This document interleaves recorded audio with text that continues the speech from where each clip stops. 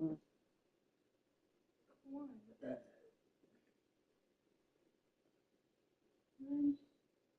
Um, Nobody yet. I haven't started.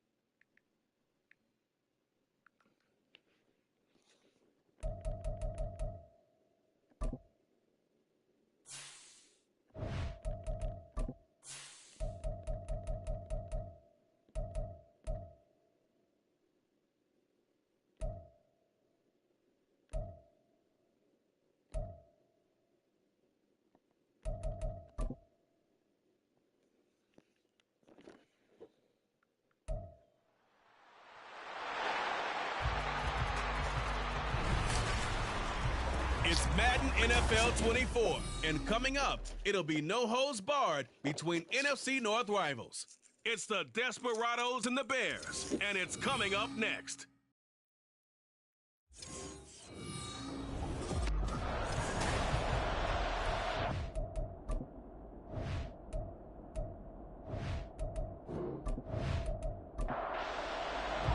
A new season of NFL football is here, and we're off in 2023 on EA Sports.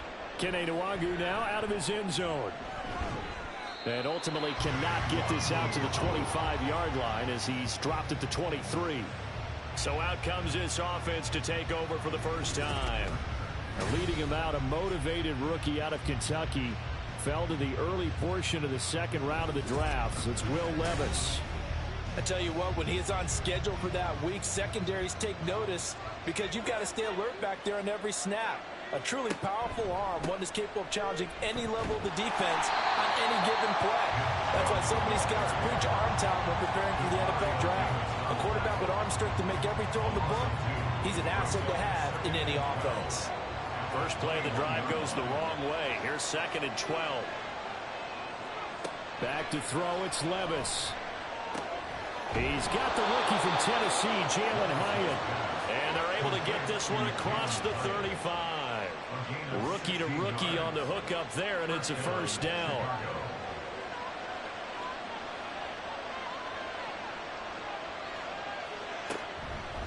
A give running right is Chubb.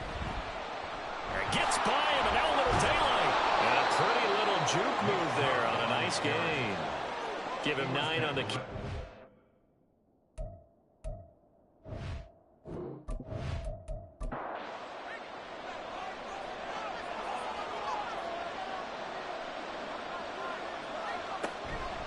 And again, it's Chubb. It's a pretty strong running there as he'll take this across the 50 and down to the 44. It's a first down on a gain of 10.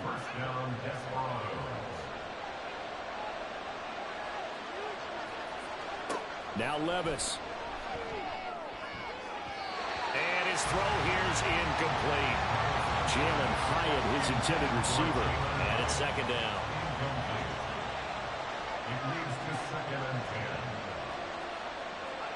Levis looking to throw. Dumps this to his running back, Chubb. And he'll maybe get back to the line of scrimmage, but no more than that. Now play number 7 of the drive as they're looking at a 3rd and 10. Levis back to throw. And a big loss here as he's taken down. Nick Bosa so quick on the outside. He gets in there to bring him down. And here now the punter Fox as he sends this one away. This will be fielded at the 17. We call that a punt of 38 yards officially. And the Bears take over. So out comes this offense to take over for the first time. And they're led out by their mobile quarterback out of West Virginia. It's Geno Smith. I still remember back in 2013 when he was drafted out of West Virginia. He was coming off of back-to-back 4,000-yard seasons for the Mountaineers. Hadn't seen as much game time in recent years, but at one point, a capable starter in the NFL. Smith, an incomplete pass on first down. Now it's 2nd and 10. Geno now to throw. His throw incomplete. This defense has passed its first 2 tests by forcing back-to-back incompletions. They know there's probably another throw coming on 3rd down. Let's see if they decide to force the issue by sending people on a blitz. That is caught. A huge play there for Chicago. 42 yards. So how about that for a chain mover? They're all the way down inside the 40 now for 1st and 10. Now the rookie 3rd-round pick, it's Devon Achane. And he powers through the first wave, but he's going to be swallowed up behind the line of scrimmage. Looking at a 2nd and 11 now after the loss. Throwing now is Geno. They'll swing this out wide. Here's Achane. And brought down, but not before they're inside the 25.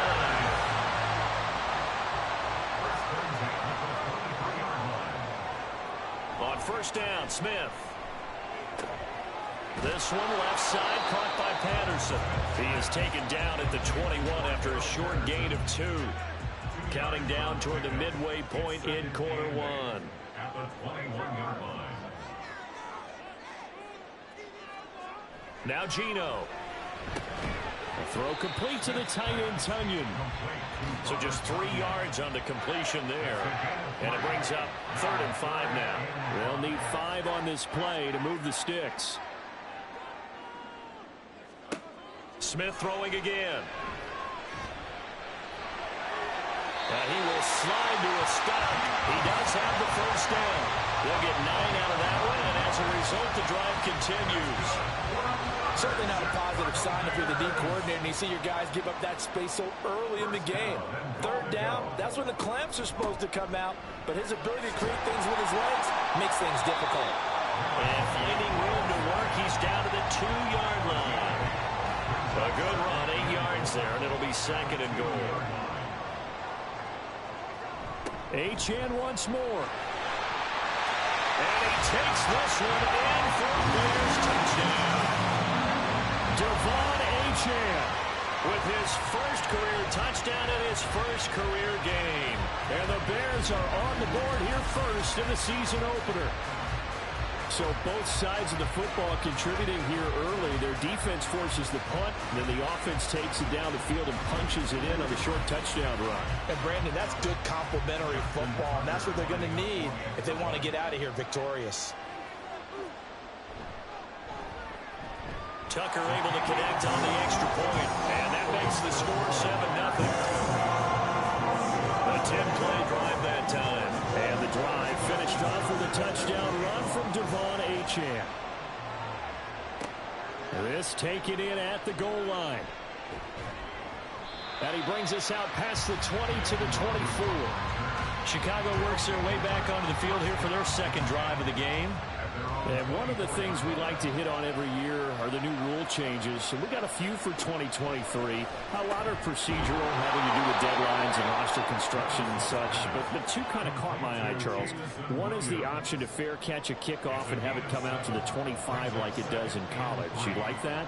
I don't like it at all. I don't like it in college. I don't like it in the NFL. I want to have something different. And I really wanted the special teams coach to be a little bit more involved.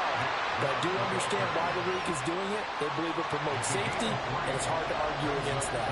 What about, this is the other one, guys can now wear the number 0.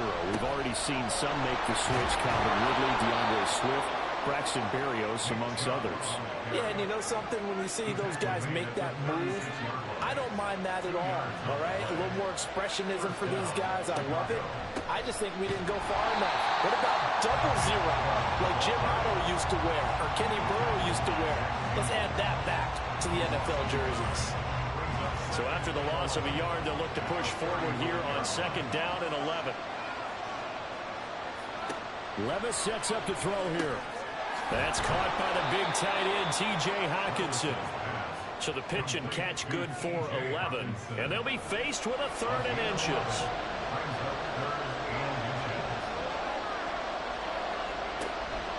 They'll run for it. Here's Chubb. And he's got the first down yardage as he brings this up to the 47.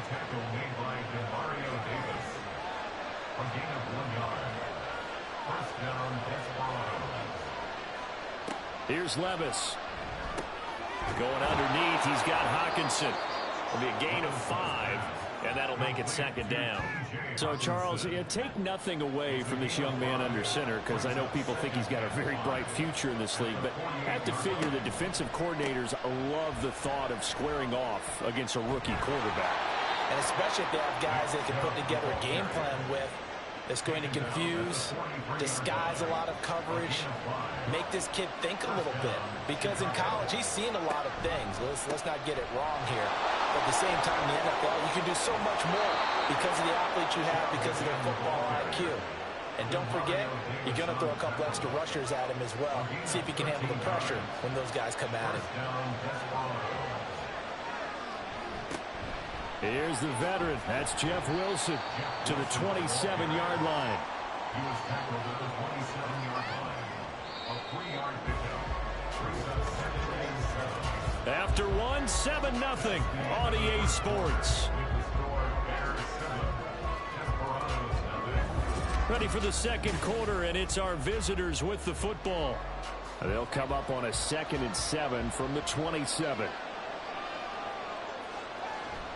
Play action now. Levis. Catch is made by Hockenson, the tight end. What a methodical drive. This is turning out to be, that time, 9 yards, and the sticks move again. A first red zone opportunity of the new year here as they come up now 1st and 10. And Chubb try the middle here. And he'll get him inside the 15 down to the 14-yard line. Denzel Perryman there to bring him down. That's a strong pickup right there on 1st down. And as this drive goes on, we're seeing an offensive line and running game imposing its will. Levis now on 2nd down. And he's not able to get away. Sacked back at the 22. Nick Bosa in there to get him once again. That's 2 sacks for him now here on opening day. Now on 3rd and long, they'll look to throw. And he's going to go down again. Nick Bosa, 2 plays in a row now that he has gotten in there for the sack, and it brings up 4th down. These sacks now, they're starting to pile up, Charles, and that front 7 defensively, they've had their way with this offensive line. And I think at this stage, we have to start thinking about different play calls. We've got to start helping this quarterback out because the entire game he's been under siege. I don't care what the down and distance, they can get the ball in his hands a lot quicker. So they're able to end that drive with 3 points in this one-possession ball game. And ideally, you want to end every drive with points. Most quarterbacks would tell you, let's end it with a kick, right?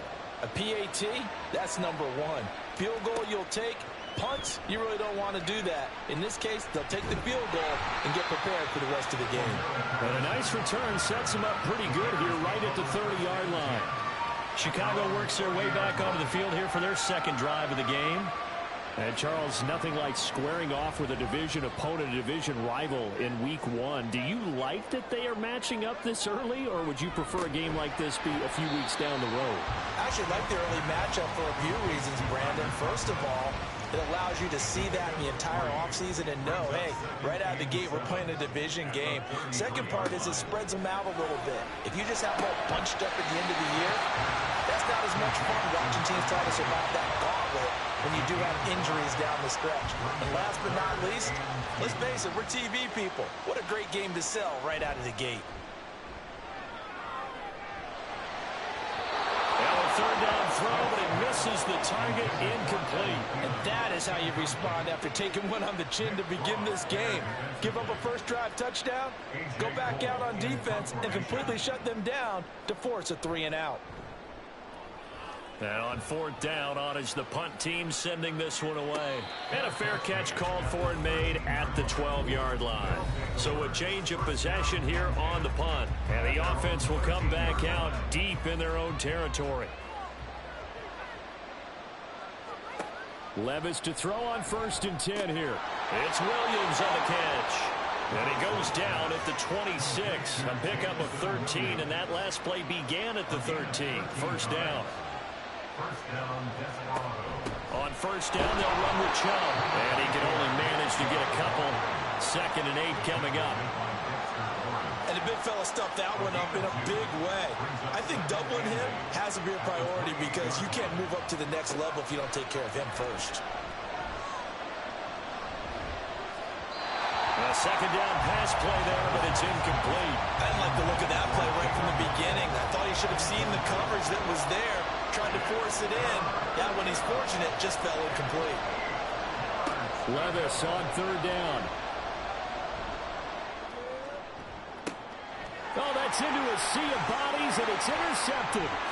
Picked off by Stephon Gilmore. And the return this time will go out to the 42-yard line.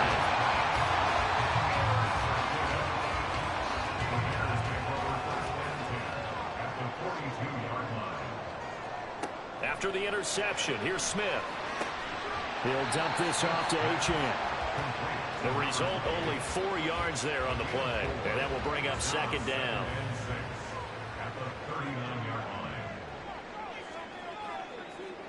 A shotgun snap for Smith. All right, rifles one, and that's going to be intercepted.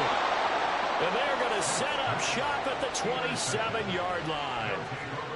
So consecutive interceptions here early on in this one, and maybe setting the tone, Charles, for a game where the defense really takes center stage. And don't you think that both offenses are really catching a bit from their coaching staff about avoiding these turnovers that we've seen early? I think both teams are trying to find an advantage. We know that.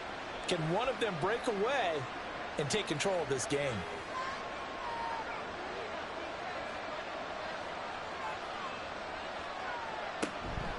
They start on the ground with Nick Chubb.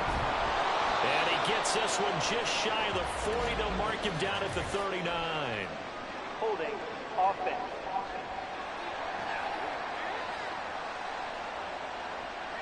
So that flag obviously takes away the good yardage that they had on the play. And talk about a momentum shift, because we can visibly see this celebration shifting from one side of the field to the other as soon as everyone saw the flag. No gain on the play. It'll be second down. Brings up second down at the 19-yard line. They run it again with Chubb. A good gain of 9 before he's brought down at the 28. Okay, he didn't break that one all the way, but you got to know that he feels like he's right on the verge, and that's probably exactly what he's telling them in the huddle right now. Work in the middle of the field, and he's got a man complete. And they get him down, but not before he takes it across the 40-yard line. First catch of the new season for him, and he picks up the first.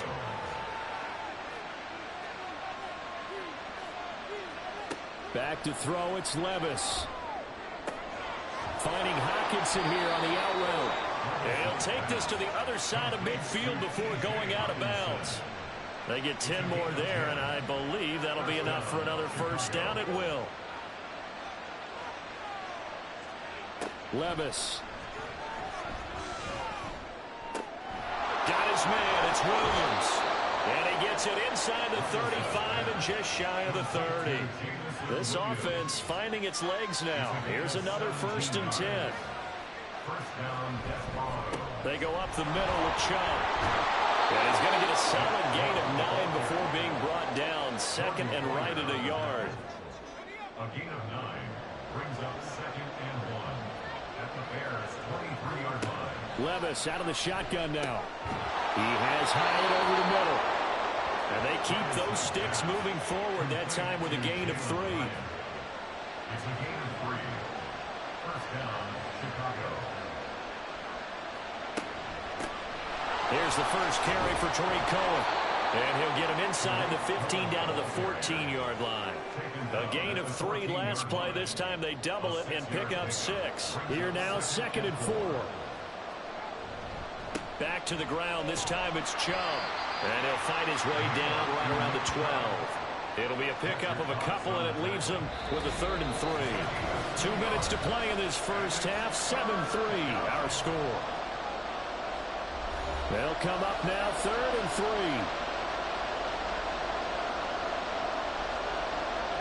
3. Levis back to throw. And unable to connect. If he had caught it, it would have been a first down. Instead, it's 4th.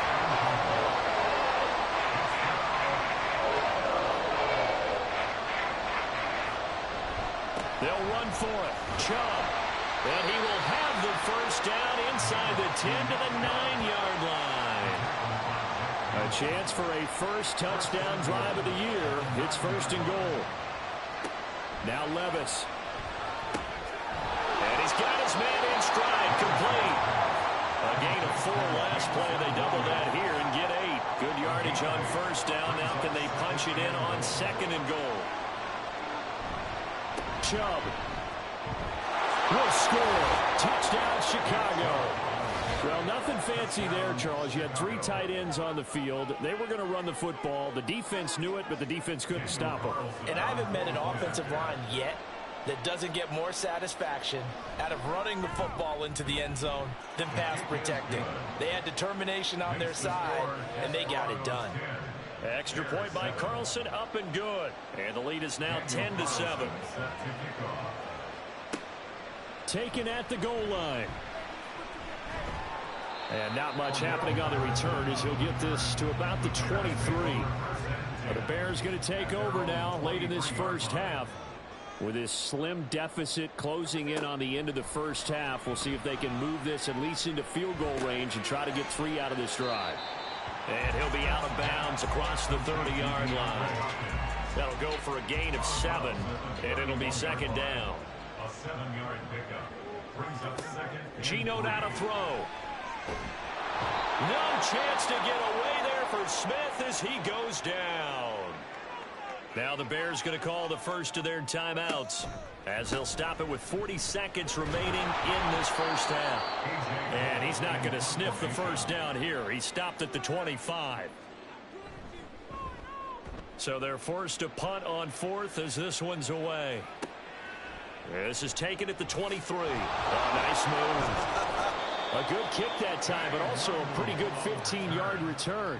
And they will take over 1st and 10. One more go for this offense in the first half.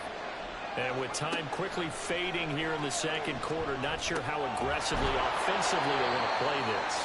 I think we'll find out just how much they trust their guys in this situation if they decide to take a shot. Levis now on 1st and 10. Pressure, and he's taken down. A Bear sack. Now the offense will burn their 3rd and final timeout. Working from the gun, here's Levis. Pass on the out route, caught by Smith-Schuster. And he's got this down a yard or 2 shy of the 40 before he's out of bounds.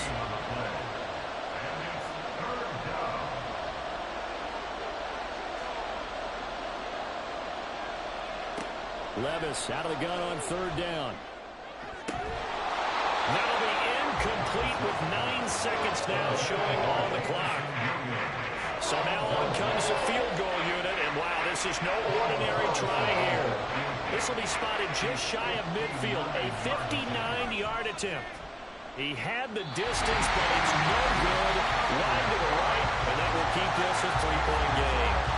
And this is a commentary on today's kickers and just how good they are that a coach would think about running his guy out there to try a 59-yarder.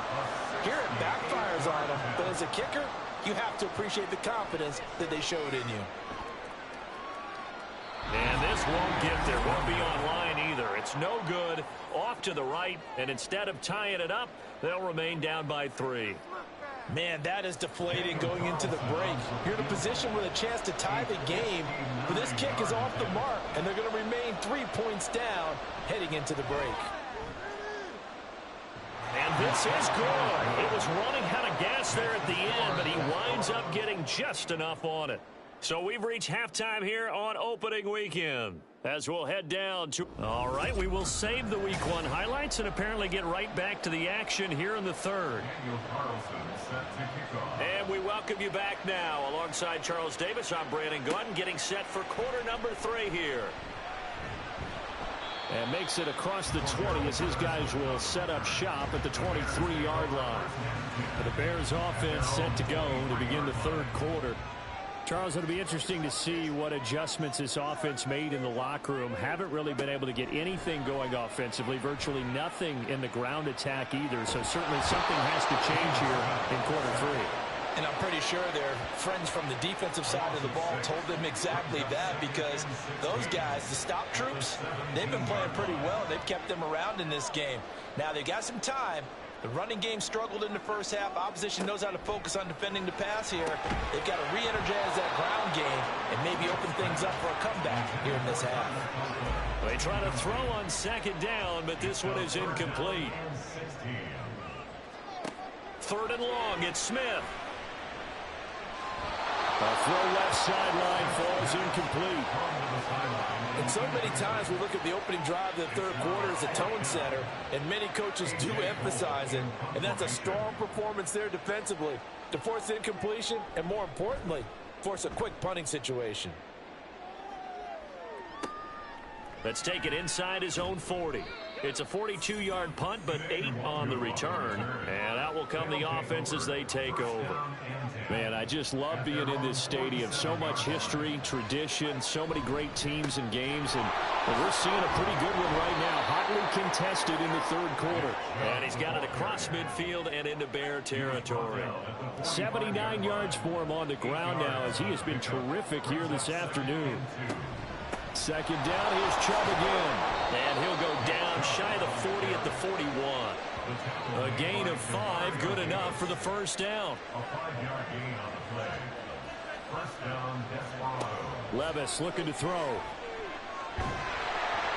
And he can't escape, and down he goes. Dexter Lawrence able to bust free and get to the quarterback. Don't need it all back at once, but you figure they're going to need something here. 17 yards to go on second down. Here's a throw to his running back. It's complete. So give him 2 yards there on the completion. And they're going to face an uphill battle here on third and long. Levis to throw it. They set up the screen to Chubb. Good contain. No gain on the screen, and they'll bring up fourth down. And I know that one didn't work out the way they thought, but I don't think it was a bad time to call this play. You're thinking on third down, you might possibly see some pressure. You might see a blitz. So they tried to set up the screen, but that one was well read, and they stopped them for no gain. Here's the Chicago offense coming back out onto the field. And our game's hit a little bit of a lull here, a little bit of a snag. Punts on back-to-back drives. And old-school coaches don't necessarily mind that. Didn't turn it over, right? Didn't create a big play for the other team. Right now what you're looking for is, can you gain an advantage in field position? And that's what both teams are seeking right now. Yeah, they'll be seeking to gain that advantage here on this drive. Now this one complete downfield on the left side. First target, first catch, and a first down. Smith. Under pressure, and down he goes. Bobby Wagner, multiple times an All-Pro, in there to drop him for a loss. At the 22-yard line. Here's Smith now on second down. Oh, he'll want that one back. Incomplete. He doesn't drop too many in that department. Third down. Nick Cross there defensively. Now Geno. That's incomplete, but there is a flag down, so hang on. A big call coming on third down. Holding. Offense. So instead of giving them another third down, they'll decline it. Brings up 4. Now that's smart football right there. You don't even have to really spend a lot of time considering it. Just know that you're probably going to get the ball back. Good job declining that penalty. So possession goes over here on the punt. And it will be 1st and 10 as they take over. So 1st and 10 now from the 30. Levis sets up to throw here. Completed to Hyatt. So 5 yards here, 5 on the play. And that'll bring up second down. It's a gain of 5. Brings up 2nd and 5. At the 34-yard line. Here's Chubb on the read option. And he's dropped just before the line to gain. 4-yard pickup leaves him with 3rd and 1. So they just need 1 yard here to pick up the first down.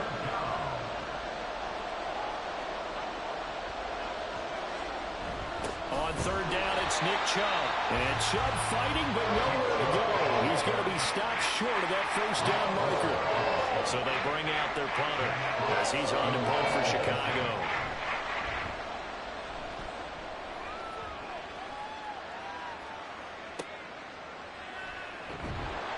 It'll go as a 42, make it a 43-yard punt. 6 on the return. At their own 24-yard line. Now Geno on first down. A short throw to Conklin, the tight end. And they get him down, but not before he takes it across the 40-yard line. The catch and run, good for 18 and a first down. That's good for the Chicago Bears. Throwing now is Geno. And his throw is incomplete. I think he's got to be careful not to force anything into coverage right there. There weren't really any throwing lanes, but the best part for him, he's got second and third down to fall back on. And this throw incomplete. And the defender all over him that time, and it's going to lead to third down. Right where this set of downs started, they need a full 10 here to pick up the first down and move the chains. He's got his target. That's complete. And he will have the Bears first down as they're able to get the third down conversion. Smith throwing again. A short throw to Conklin, the tight end. Calling a gain of 6 on the play, and it'll be second down.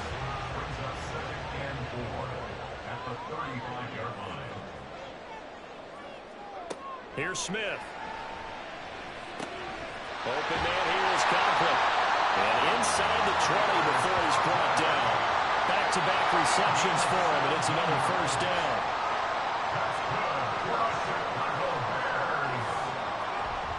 Up the middle, Achane. And that one blown up quickly, as he's going to be stopped before he could even get started. That loss of 3, a rare stumble on a promising drive. Here's second and 13. Achane here, they stay on the ground. And forget about finding a lane. He barely had time to look up before he was planted in the backfield. A third down now, and those last 2 plays indicative of how things have gone for them. Just nowhere to go on the ground and struggling to put up points. They set up the screen. Achane has it. And he'll be a couple yards shy of the red zone here at the 22-yard line. They'll get only a yard out of that, and it'll bring up fourth down. Now Justin Tucker's out to try the field goal. From the left hash, this from 39. Tucker's kick is good. And that will cut the lead back down to 3 and 13-10. So he missed that field goal earlier, but he says not this time. Able to knock it through, give his guys 3. I like his poise. I like his confidence, his belief in himself. Sometimes when you miss that first one, you see a lot of guys sag and they can't make the next one. Not in this case. Stepped right up like a pro. And the decision to come out of the end zone is going to cost him 5 yards as he's taken down right at the 20. First down and 10 at their own 20-yard line. They begin this drive with Chubb. And he'll manage to pick up about 4. It's second down. An opportunity to get a drive started here at the end of the third quarter. What you're trying to do is break the game down a little bit. Don't let your guys see too deep into the game, into the future, and say, oh, we got to get here. No, right here, right in front of them. Melt the clock down, get to the fourth quarter, try to keep going. And try to keep that lead. Exactly. So after the second down incompletion, they'll come up now against a 3rd and 6. Back to throw, it's Levis. Is going to be incomplete. And that's a really good job there defensively. They went into this possession knowing that they needed to get a stop. They're in a tight ball game, and they got it done. Great work to force the 3 and out. Got the football right back for their offense. They've got to go to the sidelines feeling pretty good about themselves and encouraging their offensive mates to get some points. The Bears take over first and 10. Trying to get one more in here before the quarter breaks. On first down, it's Smith. A short throw to Conklin, the tight end. And he'll go down, and that will do it for the third quarter of action. We are through 3 quarters here on NFL Kickoff Weekend. You're watching the NFL on EA Sports. Back now at Soldier Field. Well, some good games around the league here early in week 1, and this one's shaping up to be as good as any of them as we come up on a 1st and 10. A run straight ahead with Achane. And just no chance of turning the corner. He can only get back to the line of scrimmage. 2nd and 10 coming up. No gain on the play. 2nd and 10. On 2nd down, here's Smith. He'll find Thielen, work in the middle. They get 6. That'll leave them with 3rd and 4. In search of 4 yards here to pick up the first down. They'll fake the handoff. Now Smith. Pass taken in by his big tight end. And he will have the Bears first down as they're able to get the 3rd down conversion.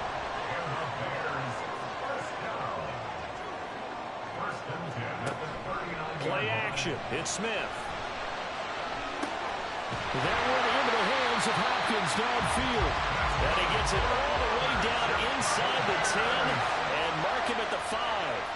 Only way to get the lead here, of course, with a touchdown. And that's what they're gunning for on 1st and goal. Throwing again is Smith. Touchdown! Adam Thielen. A 5-yard touchdown. And the Bears have moved out in front here in the 4th quarter. Tucker with the extra point, and that will make this a 4-point game. So the drive there took 6 plays. And it ends with a touchdown pass to Adam Thielen. Another drive coming up for this Chicago offense. The pressure is on now. They're being shut out here in the second half after a decent first half offensively. They need their best drive of the game right here. And this will leave them a yard short. Nice pickup of 9 yards on 1st down. Maybe a good spot to take a shot. Here's 2nd and a yard from the 34. Now Chubb running right. And maybe a measure of revenge there. He's had his way in this one, but this time they get him behind the line. This offense on 3rd down today, they've had a lot of chances, but not much success, converting only 3 times. This time they face a 3rd and 2. And he's able to get the first before he's taken down at the 36.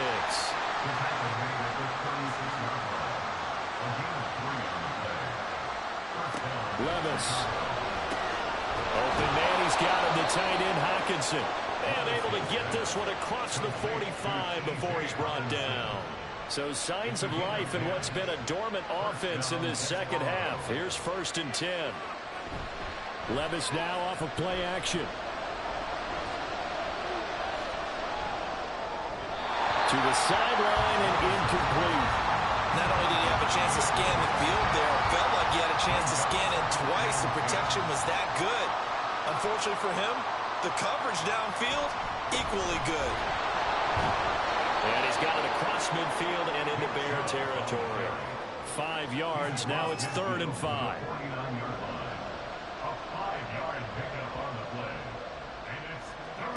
Now Levis. Work in the middle of the field, and he's got a man complete. And he's going to have another 1st down as the tackle's made here at the Bears' 28.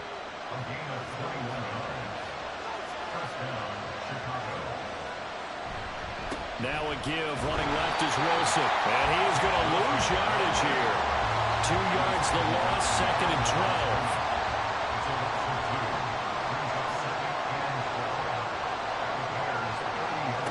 12. Here's Levis. Got his man, and it's caught for a Chicago touchdown. Nick Chubb, he scored on the ground and through the air. So they called it a touchdown originally, and this will stay a touchdown after the video review, so they had it right. Extra point by Carlson, up and good. And that gives them a 3-point lead. So a nice drive put together there. They go 75 yards in 9 plays. And it culminates in a touchdown for Chicago.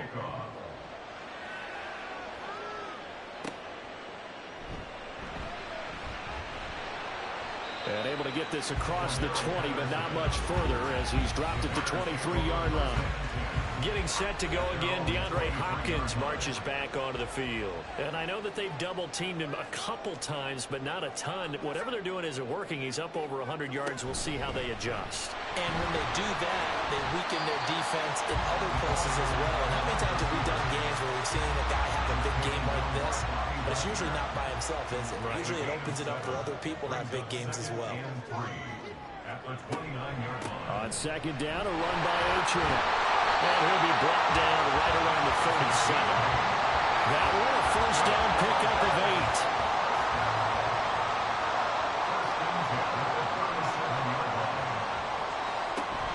On 1st down, back to Achane. And this winds up a pickup of 2, maybe 2.5 to about the 39. Ball on the 39. Here's the 2nd and 8. 2 yards on the pickup. It's 2nd and 8. Out of the gun, Smith. They'll swing this out wide. Here's Achane. Personal foul. Face mask. defense. But Charles, they're trying to protect this lead late. Those are the types of mistakes they could afford to go without. About the last thing you want to give them is help in completing a comeback, which is exactly what that penalty does. Past the 20. And he's brought down after a very nice game. 47 yards rushing for him now as he's run it 11 times. From the red zone now, Smith. Got a man and he hits him in stride. This will be stopped about 2 yards shy of the marker. 8-yard gain, 2nd and 2. 2 yards left on 2nd down from the 9. A shotgun snap for Smith. And he's got his man out of the slot, complete. And the Bears are going to have a 1st and goal as the tackle is made at about the 5. Geno now to throw. And it's caught. Nice job defensively to hold him to 4, and now it's 2nd and goal. A 4-yard gain brings up 2nd and goal. Achane. And he is going to lose yardage here. 3 points separating these two sides with 2 minutes left to go in the 4th. So the Bears with the football here as we welcome you back. This is 3rd and goal. And let's see what they've come up with offensively after having time to talk it over. And that will be caught, but out of the end zone, says the field judge. It's ruled incomplete. Brings up 4th and goal. Tucker's kick is good. And we are all tied here in the final stages.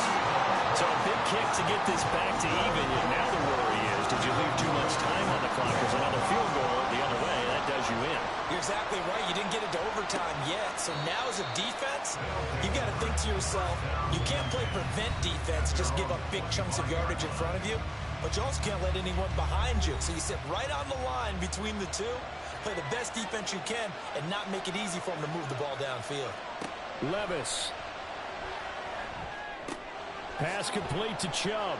And he's upended after a gain of 2 out to the 27. 2nd down, 8 yards to go. Levis, he'll look to throw it.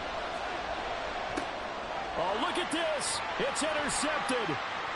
Jack Campbell with a pick. And he is going to bring this back inside the 20 to the 18-yard line. That time defensively looked like they showed quite a bit of pressure but backed off, and it proved fruitful. They get the pick. He went through all of his rules about getting rid of the ball quickly because he read blitz. He saw all those people stacked at the line of scrimmage, and then they ruled it by dropping into coverage. Now he's ready to get rid of the ball fast, but guess what? Too many defenders out there. Exactly as you described, an interception. Here's 1st down. Out of the gun, here's a give to Achane. And they'll work this down to the 15 for a pickup of 4. Now the defense going to use the first of their timeouts as they'll talk things over prior to this upcoming 2nd down play. Now a timeout called for by the defense as they'll head to the sideline and talk over what to do next. But he's not going to get there. That won't even be close. It was blown up in the backfield. Now the defense will burn their 3rd and final timeout as they get the stoppage with just over a minute to go in the game. Big kick right there to give them the lead in the 4th, but there is still time left for a final drive. Did they score too soon? Post-game will tell us, right? Depending on what happens on this drive, that's how we'll analyze it. If the other team scores, they scored too soon. If they somehow hold on, they manage the clock exactly right. The situation for them offensively as follows. Down 23-20, a little under a minute to go. This is only week 1 of the season, folks. Get strapped in as they come up here 1st and 10. Levis's throw taken in by Hockenson here. And they'll get him down after a pickup of 8, 2nd and 2. Levis to throw. And that's caught by Williams. Well, I'm no coach, but there's just not time right now for throws that short. Yeah, sometimes you can't just take what the defense gives you. As Coach Madden liked to say, sometimes you have to take what you want. Pass complete. It's Hockenson. And they'll get him down after a gain of 7, but they'll happily give him that. Here's 2nd down and 3. Here's Levis. That's to the sideline and incomplete. We've seen this quite a few times in this game. Offensive line unable to keep leverage, unable to keep people away, facing a lot of pressure. Fortunate just to get rid of it. One of the reasons they're down is that inability, though, to stop the pressure. We saw another example of it there. This for all the marbles. And this is dropped. Oh, it's incomplete. He had a big gainer in his sights, but he did not reel it in. This was not just the opener of a brand new season, but this was a division game here in Week 1. And to come through with a 1-0 start against a division opponent gives you a little something extra heading forward for the rest of the season. Yeah, let's pile it all into one game, right? Opening the season, and you open within the division. You knew the motivation was going to be there on both sidelines. One just executed better and earned the win. So for Chicago, it wasn't always pretty, but they do eke out the Week 1 victory here by a field goal. And they will hit the road next week to take on the Tampa Bay Buccaneers. Meanwhile, for Chicago, they obviously fall to 0-1 with the defeat. And they'll try to turn it around next week as they head to Atlanta for a matchup with the Falcons. So for Charles Davis and our entire crew, I'm Brandon Gaudin. Next game, guess what? Charles and I will be here again. It's the NFL on EA Sports.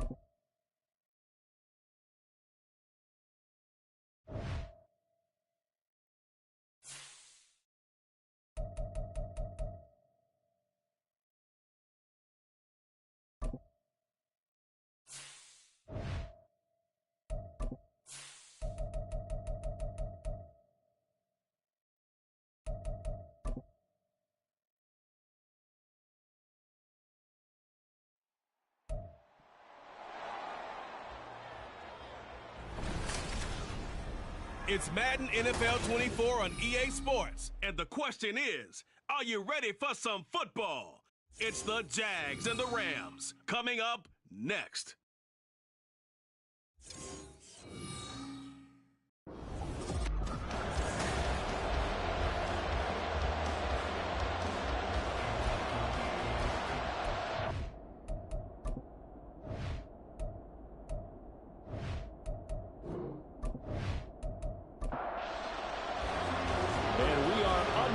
From SoFi Stadium.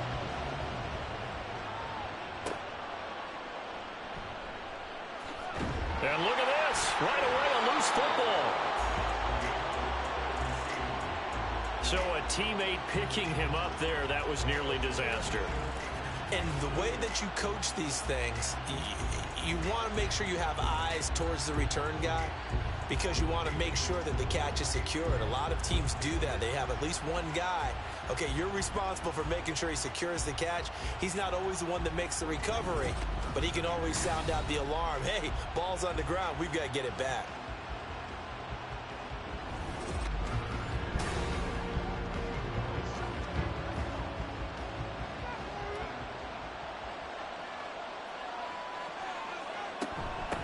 They begin on the ground with Kamara. And he'll hope that this is not a sign of what's in store as he has to fight just to get back to the line of scrimmage. Now a 2nd and 10.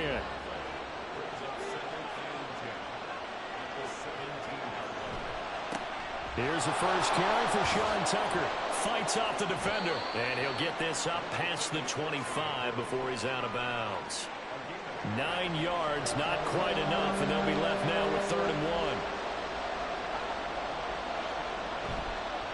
The play fake. He'll look to throw. Oh, and that is incomplete. How about some applause for the defense there? They forced him to throw that one into coverage, and just like that, they're staring at a 4th down. Well done. And the Jaguars send out their punter. He'll kick it away after a 3-and-out on the opening drive of the game. A special teams mistake there, no doubt. Just 26 yards officially on the punt. And this offense will take over right at the midfield stripe with a 1st and 10. So now the Rams will get their first opportunity with a football. They'll be led out by the former Mississippi State product, the mobile quarterback, Dak Prescott. It's been a lot of fun watching him advance in his career. Many people question his ability to throw the football coming out of Mississippi State. He's conclusively answered that question. In addition, a very strong runner and an even better leader.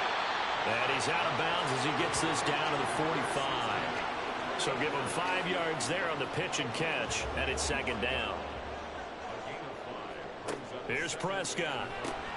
There's a short one to the tight end, Johnson. And he's corralled, but not before getting it inside the 35. That's a gain of 13, 1st down Rams.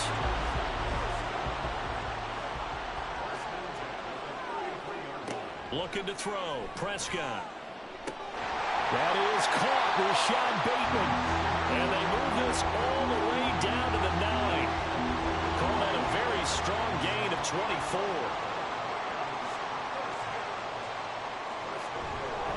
They'll run here with Taylor. A great move, but it only takes him to the 7. He's dropped there. Only a yard that time, 2nd and goal. Out of the gun, here's Prescott. And that falls to the ground, incomplete. A nice job of bodying him up defensively, and now it brings up 3rd down. Prescott. Back in the end zone, could he get his feet down? No, it's incomplete. Here's Christopher Dunn now for the field goal. From the right hash here, should be an easy one.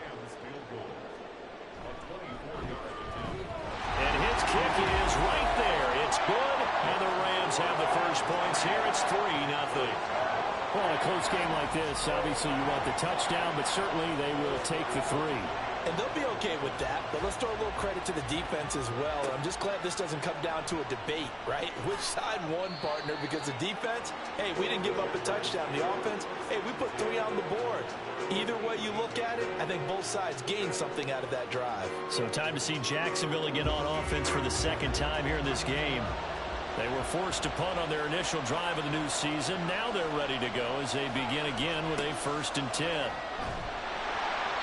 They'll wind up getting just a yard out of it, and that's going to bring up 2nd down. All defenses worry that whenever anyone catches the ball and has a head of steam come out of the backfield, it can turn into a big play with missed tackles or he runs through people. But they were right there waiting, and they stopped him for a minimal gain. Call it a gain of 5 that time, and they'll be left with a 3rd and about 4.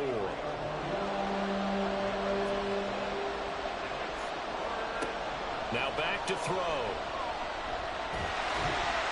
And the Rams got it. They bring him down. Multiple players combined for their team's first sack of the game. And the Jaguars send out their punter as the drive goes backwards, so he's on to punt it away. And taken at the 46. 31 yards on the punt there. And the Rams are going to start this drive in great field position as they take over. So here's a 1st and 10 at the 38. In motion right is Ridley. And he'll get it here on the touch pass. And he's brought down at the 34. Call it a gain of 4. Line of scrimmage, the 24. This is 2nd and 6.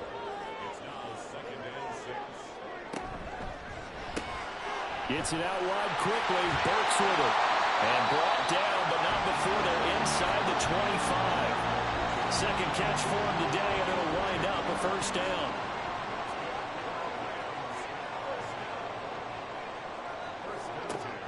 Play fake. Here's Prescott. There's a short one to the tight end, Johnson. Give him a gain of 5 on the completion, and it'll be 2nd down.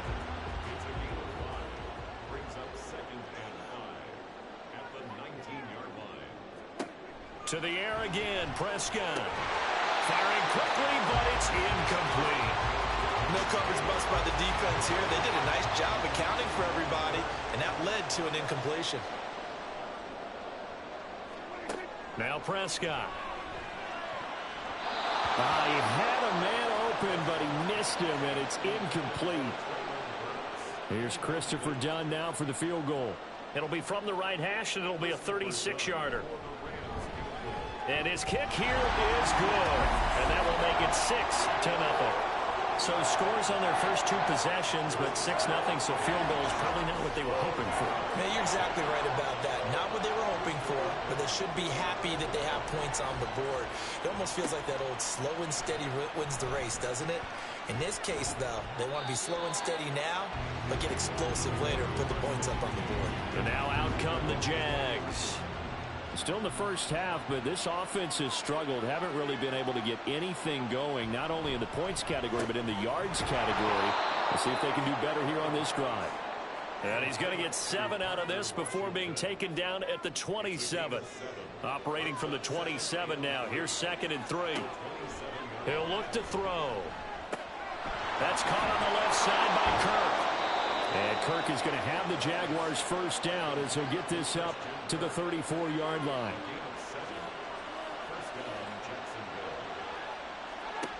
They'll set up to throw. Caught on the right side by Adams. Just a gain of a couple there. And it's 2nd down.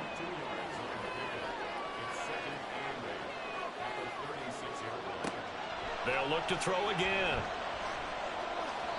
And that'll be off the mark, too far out in front, and it's incomplete. So the failure to connect on 2nd down, that leaves him staring up here at a 3rd and 8. Back to throw again. Can't get away, and he's taken down. He could not get away that time, and it'll be a loss of 11 on 3rd down. And he's getting a workout here in this first quarter as he gets it away. They'll call that a 33-yard punt with no return. And the Rams will go on offense here with a 1st and 10. Good starting field position for them here as they come up 1st and 10 at the 39-yard line. From the shotgun, it's Prescott. And seeing no options, he just tosses this one away incomplete. Now that'll bring up 2nd down. Prescott to throw it. Nowhere to go here. He lost the football. But fortunately, he's able to recover his own fumble, and that could have been trouble. So danger averted for the moment, but now here's a 3rd and long. Here's Prescott. That is caught. And then off to the races down the right side. Touchdown, Allen. Rashad Bateman, 77 yards. And the Rams are able to stretch out their lead. And they just ran the fly route there, didn't they? You broke it down perfectly. He ends up catching that one and taking it all the way into the end zone. Well, thanks. It was pretty simple to break down, though. I mean, that's just a guy going, running on the go route, making a play. Speed, kills. Speed, speed. And what does it do? It kills. There you go. Done good with the extra point. And the lead now stands at 13. Scoring summary, 3-play drive. And it's Rashad Bateman who finished it all off with a touchdown. And they'll start this drive just across the 30. Pretty nice work on the return. Line of scrimmage, the 31 now on 1st and 10. The play action fake. They'll look to throw. Open man is Kirk, complete. And he's tackled a yard short of the marker. Good gain of 9 on 1st down.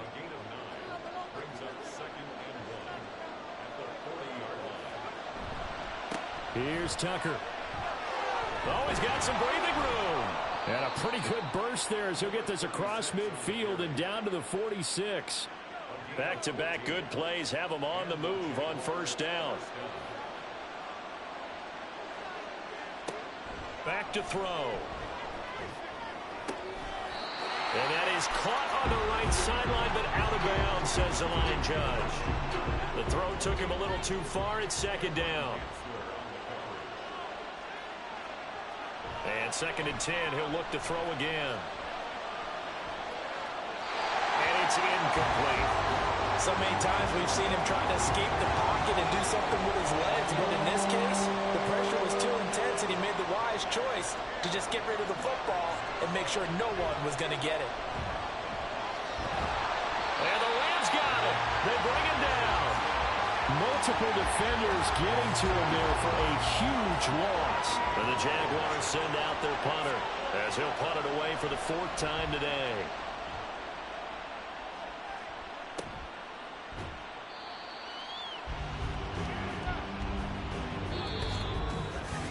13-0 is the score after 1 on EA Sports. The Rams with the football here to begin the 2nd quarter. Set to begin their next drive, the Rams offense at the line. This drive here beginning probably with a pair of motivated groups. Remember, the offense scored a touchdown. And the last time out, look and repeat that in Charles' defense. They were very frustrated after giving up 6 the last time on the field. And frankly, it's just a battle of wills in a lot of ways because you know they're both motivated. They both game plan for this drive, and they both have specific outcomes in mind. To me, it just comes down to who can execute better and which side can step up and assert its will over the other. Ball on the 47-yard line. Here's 2nd and a couple. Prescott now. Throwing the out route incomplete. It's Cummings. And he's going to have another 1st down as the tackle's made at the Jaguars' 37.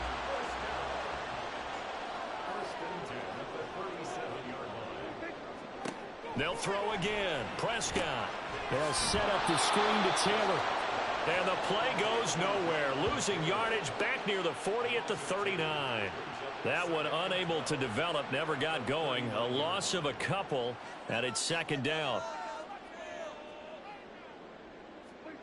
Prescott from the gun. He gets this one to Johnson. They get 11 back on that one. It leads to 3rd down. The Rams on 3rd down, just 1 for 3 thus far. They need just a yard here. It's 3rd and 1. Able to find the open man. That's complete. And he is going to have a Rams 1st down as this defense unable to hold. It's a 7-yard gain there on 3rd and 2. And a good quarterback facing zone coverage. If he has just a little bit of time to survey the scene, that's what's going to happen. No doubt about it. If there's no pressure, he's going to continue to pick them apart because he'll have all that time to find someone open downfield. He can only cover for so long. So maybe they want to go to a zone blitz scheme, get a little bit more pressure. Remember when Carolina did that against Denver? They lost the game ultimately. They dropped the defensive end out, and he ended up with an interception in that game in Super Bowl 50. Maybe some sort of scheme like that to try and get more pressure at the passer.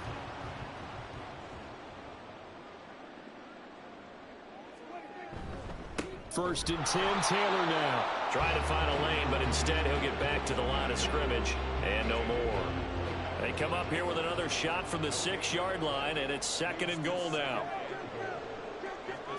Throwing, Prescott. And it's complete. He's got it in the end zone. Touchdown, Rams. 2 first-half touchdown passes now for Dak Prescott. And the Rams are looking good here in the season opener as they're able to extend their lead. So a good start to the campaign so far for them here in week 1. Yeah, all the things that you dreamed about in April and May and that you worked on in July and August, getting ready for this game, it's all coming together so far. Done good with the extra point, and that pushes the lead up to an even 20. From a yard or 2 deep, here comes a return. And he'll be stopped right around where he would have been had he gone down to a knee, maybe a yard shy of there at the 24. And out now comes Jacksonville as they get ready to go. And we don't want to call this desperation time, especially in the second quarter, but you're down. You don't want to. I know, but let me finish. Okay, my bad. You're down 3 scores already. You've done nothing offensively, nothing on the scoreboard. That's not a good combination. I think you just called it desperation time. I think you did. But let's face it, you mentioned this to me in a break earlier in the game. The energy level hasn't been there right from the start. We've noticed that. They've got to find a way to get on their toes and start punching instead of retreating, to use a boxing analogy. These guys have punted 4 times already, and they're staring at a 5th, barring a conversion here on 3rd down. And the Rams got him. They bring him down. Loss of 10 as multiple defenders get to him. So that now 4 first-half sacks. This pass rush has been unrelenting. And partner, you hear that sound of paper being ripped to shreds? That's the game plan that they've had so far because they've got to say to themselves right now, we have to do something differently. And the Jaguars send out their punter as he's on for the 5th time here today. Oh, it's a wobbler here. It's fielded at the 45. Only 29 yards on the punt there. Definitely not his best. And this offense, they're going to have excellent field position. They take over with a 1st and 10 on the short side of the field.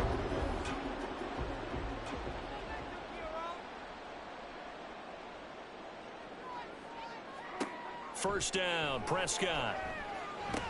It's complete. Burks. 2 yards on the pickup there, and that'll make it 2nd down. A gain of 2 brings up 2nd and 8 at the 38-yard line.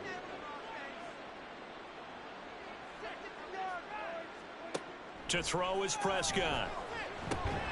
Johnson with a completion over the middle.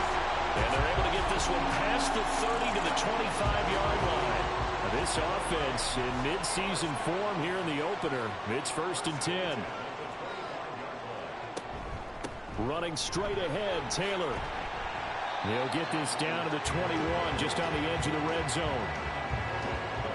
Now a 2nd and 6. The passing game's been working quite well so far, but the running game's been a little bit of a struggle, and that's a surprise to me. Typically, when you can throw it, you've opened up lanes for your runners. And a couple of yards as they move it from the 21 to the 19. This now a 3rd and 4.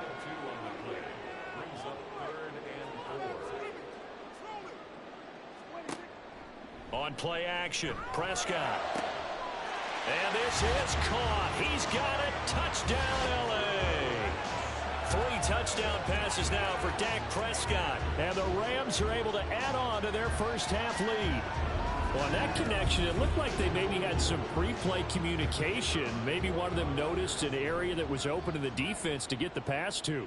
When you put the time in, sometimes you have that great silent communication that you just noticed right there, because the best quarterback-receiver combos in the NFL, they know how to make those adjustments at the line of scrimmage when they see something pre-play, and they got it done there. This fielded right at the goal line. And he'll be tackled just shy of the 25.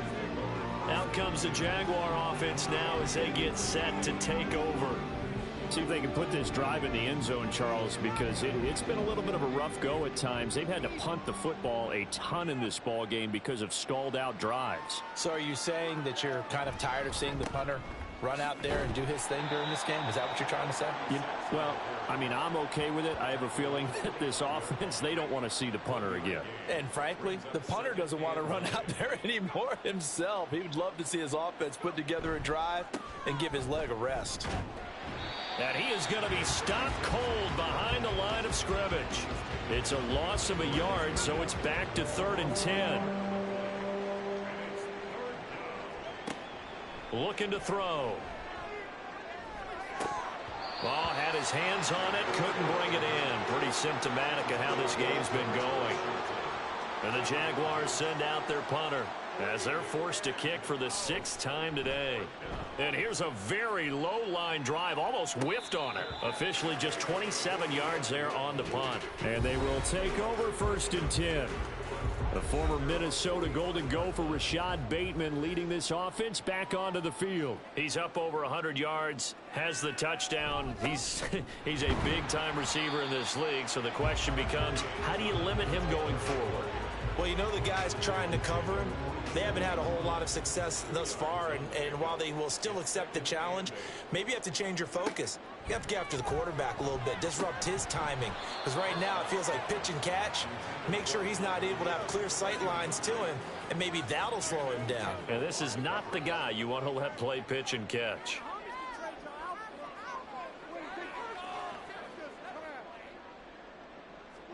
On 3rd down, it's Prescott.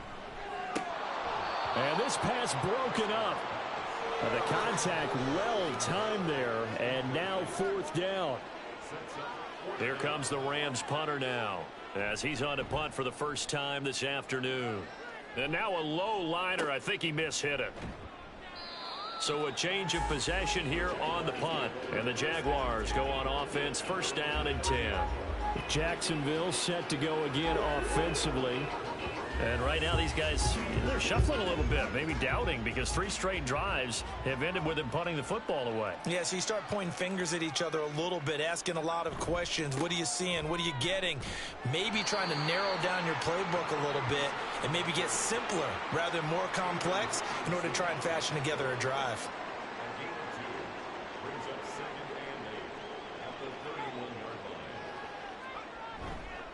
On play action, they'll throw. He's got a man. That's caught. Left sideline.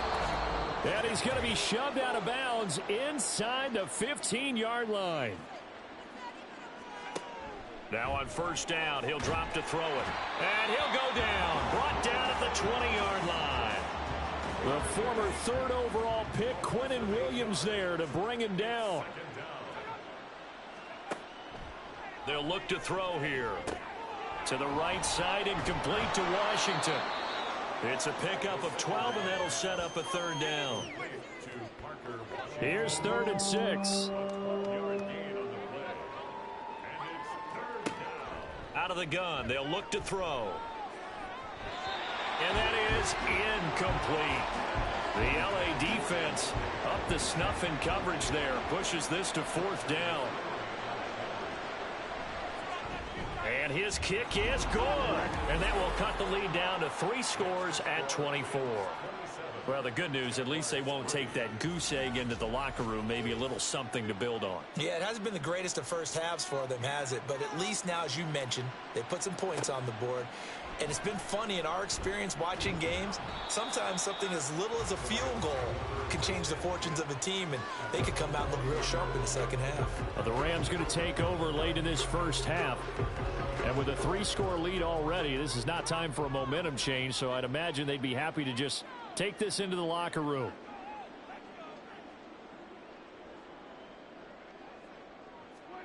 On 1st and 10, Prescott. Here's Johnson with a reception. The Rams going to go ahead and use the first of their timeouts as they stop it with 28 seconds to go in the first half of play. Prescott's throw is on target to Burks. Now the Rams will signal for a timeout, their second. So that means they're down to 1 remaining here as we head toward halftime. Now this will be swung out wide for Taylor. And he's taken down inside the 30. The Rams going to be forced to use their third and final timeout.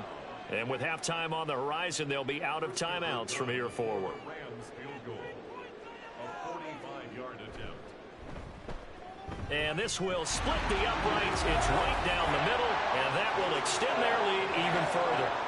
So he's been a busy man here in this first half. That's 3 field goals for him now. And not just 3 field goals, but 3 for 3. So even though the offense has struggled a bit putting it in the end zone, they've still been able to come away with points due to his leg.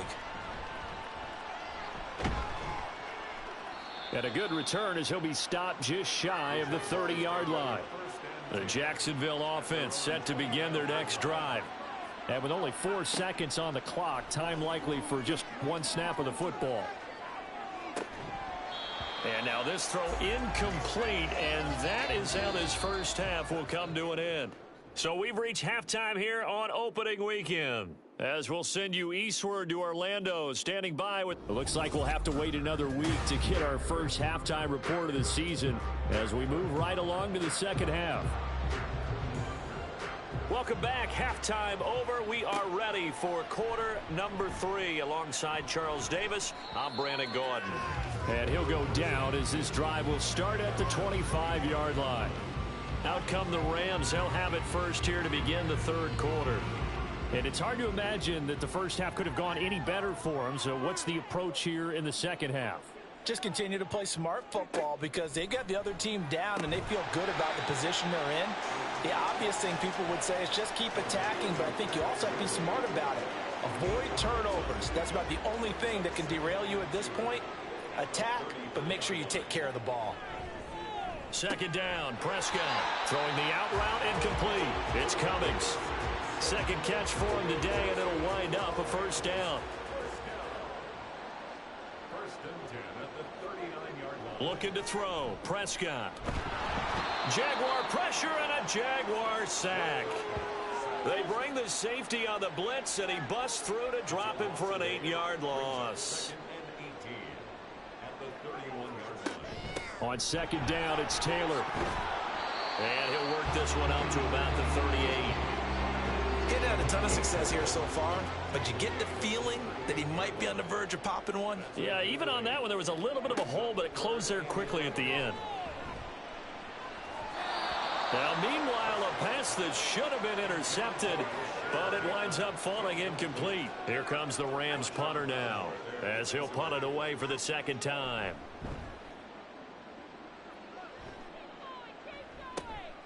And taken right on the 30.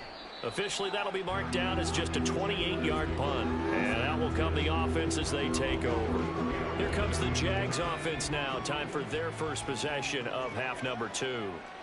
CD, they certainly know the hole that they face as they begin the second half. They have to do what precious few teams have done in NFL history. That's try to come back from a 4-possession deficit.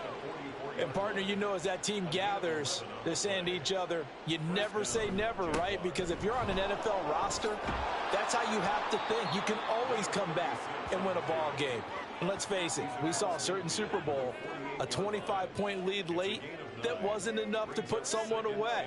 But that being said, this task is near impossible. Let's face it. And bottom line is, it officially becomes impossible if this possession is an empty one. Not enough there for a first. No gain, as a matter of fact. And it leaves them at 3rd and 1.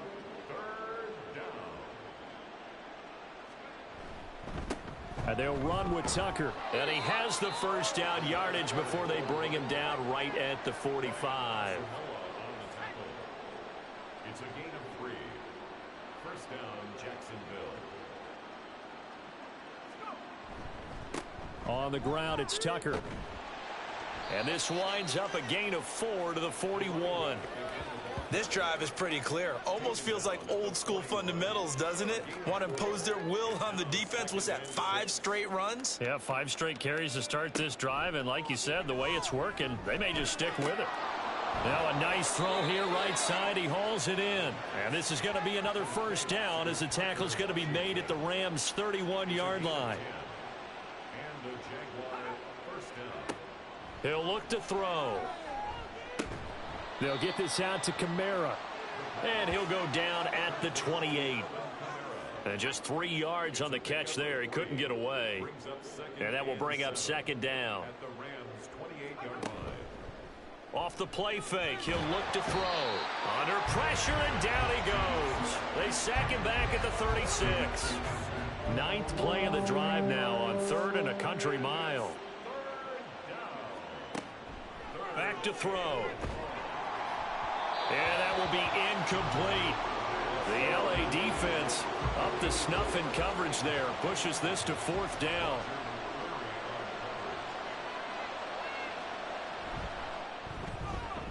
And this one is right through. That kick, by the way, Charles, a career long. Well, we did watch him in pregame, and he hit from this distance, so not a surprise. But there still is something exciting about it, carrying it over from practice and pregame to actually doing it in live action. And out a little across the 25 to the 27. LA set to take over again on offense. No points last time out. They were forced to punt, if you remember, but no time to dwell on that. They've still got the lead here and a chance to add to that here. 1st and 10 as this new drive starts. And he'll take this up near the 35, maybe the 34. From the 34-yard line, here's 2nd down and 3. Play action now. Prescott. To the right side, complete to Taylor. And he'll bring it up here to right at the 40-yard line. 6 yards to pick up, and that's a first down. 1st and 10 at the 40-yard line. Out of the gun, here's Prescott. Johnson's got it complete.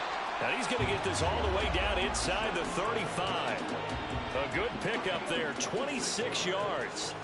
So 1st and 10, and if they score on this drive, might have to start digging in our second half blowout material. The throw over the middle, taken in, and they'll get this one down to about the 20-yard line.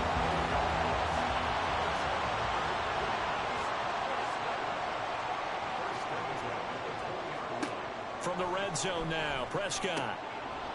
Firing quickly, but it's incomplete.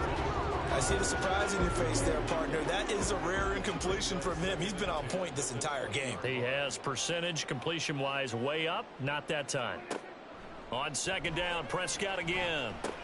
Looking for Bateman. He's got him complete. That'll leave him with a 3rd and 2 coming up. They got 8 yards there. They'll come to the line, needing only 2 yards to gain the first here. Prescott on 3rd and 2. He's got his running back out of the backfield. Touchdown, Rams.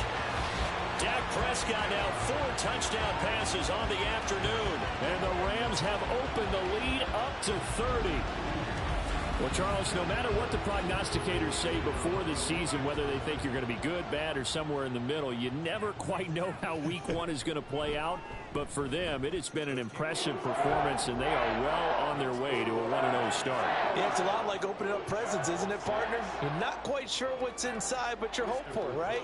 In this case, exactly what they were looking for, exactly what they need. And only able to get this to the 19, so probably should have opted for the touchback.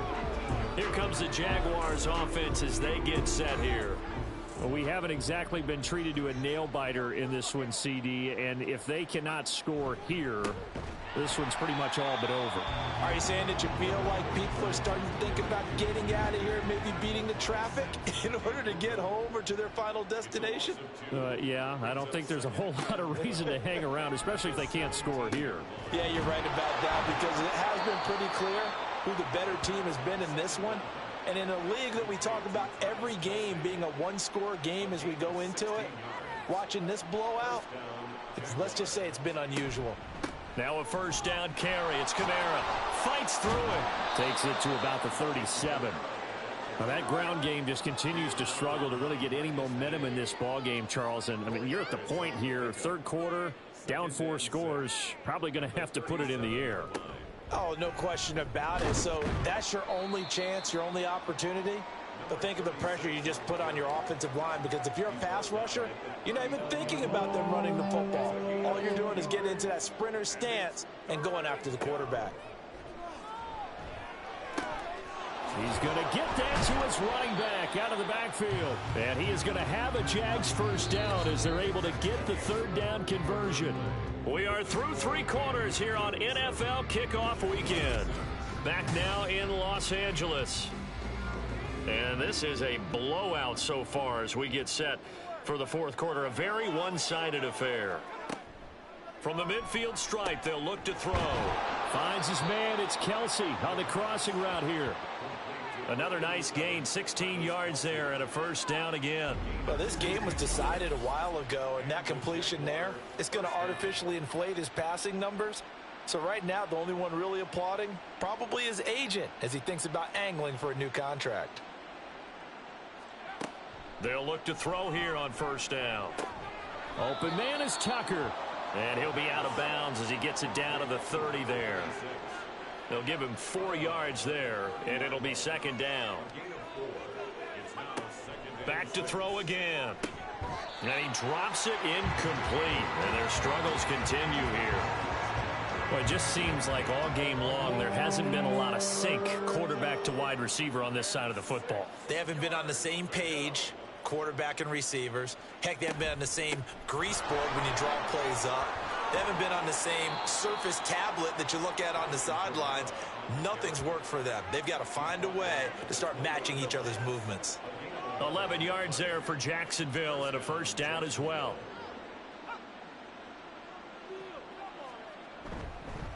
They run. It's Tucker. And he is met in his tracks behind the line of scrimmage. 2 yards the loss, second and 12. An interesting and intriguing decision there defensively, because they kept extra DBs on the field despite seeing the multiple tight end look that came out for the offense. I thought they were going to switch out of it. I didn't know if they felt they didn't have time or what the case was. Well, in any event, the extra speed allowed for great penetration as they stuffed that one behind the line of scrimmage. This offense 2 for 2 on third downs on this drive. They're in for a tough test here, though. Third and long. Work in the middle of the field, and he's got a man complete. And brought down, but not before they get it inside the 10 to the 7. A chance for a first touchdown drive of the year. It's first and goal.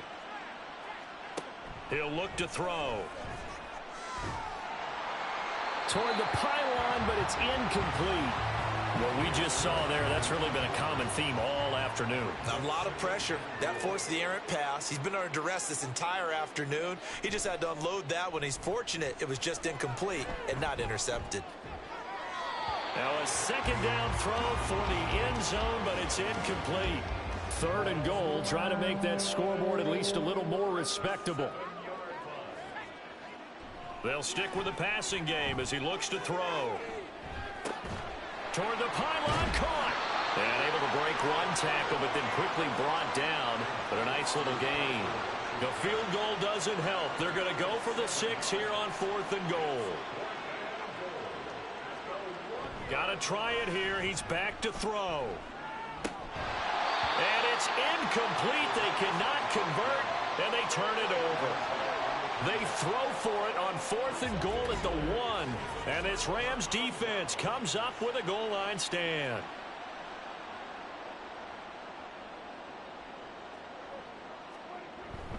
A carry by Taylor to start the drive. And despite a nice juke there, really good move, he only gets about a yard, and it brings up second down. 2nd and 9. Brings up 2nd and 9. They run once more with Taylor. And he'll get this only up to about the 3-yard line. 2 runs in a row, but only 2 yards to show for it. The Rams on third down. They're at 50%, 4 for 8. This is 3rd and 8. And he's going to be taken down shy of the 5-yard line. Give him a couple on the run as it brings up a 4th down. Here comes the Rams punter now as he's on here to punt it away. And he'll try and hurry the kick, gets it away, but it's not looking that great. So possession goes over here on the punt. Now the Jags will have great field position to start this drive as they take over on the short side of the field.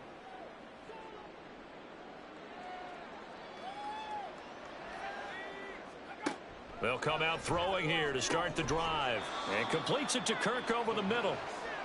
Call it a gain of 3 on the play. And that'll bring up 2nd down. Brings up 2nd and 7 at the Rams' 37-yard line. Out of the gun, they'll look to throw. And one more time, here's Kirk. And they will eventually get him down, but he's inside the 5 all the way to the 3. First and goal, Jacksonville. He'll drop to throw. Oh, he dropped it. And that's pretty indicative of the way this one's gone. So they've been in the red zone 3 times, and it's yielded just 3 points. Can they find the end zone here on 2nd and goal? Again, he'll drop to throw. And he takes it in. Touchdown, Jacksonville. A 3-yard touchdown run. And the Jaguars are finally into the end zone here in this 4th quarter. This opening game has certainly not gone their way to this point, but yeah, that touchdown may be a glimmer of hope for the long season ahead. And no one in this league likes to talk about moral victories. No one likes to really just say, okay, well, maybe something went right.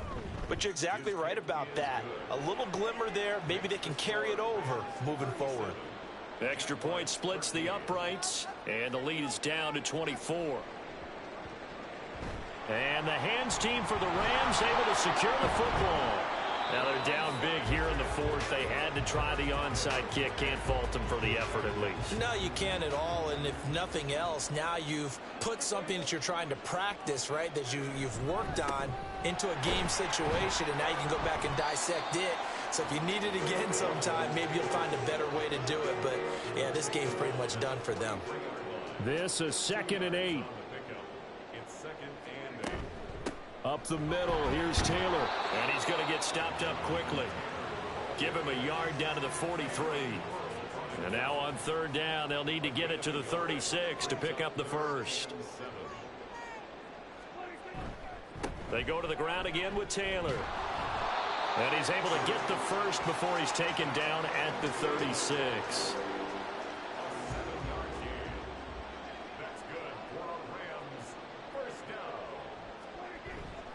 Now a give to Taylor.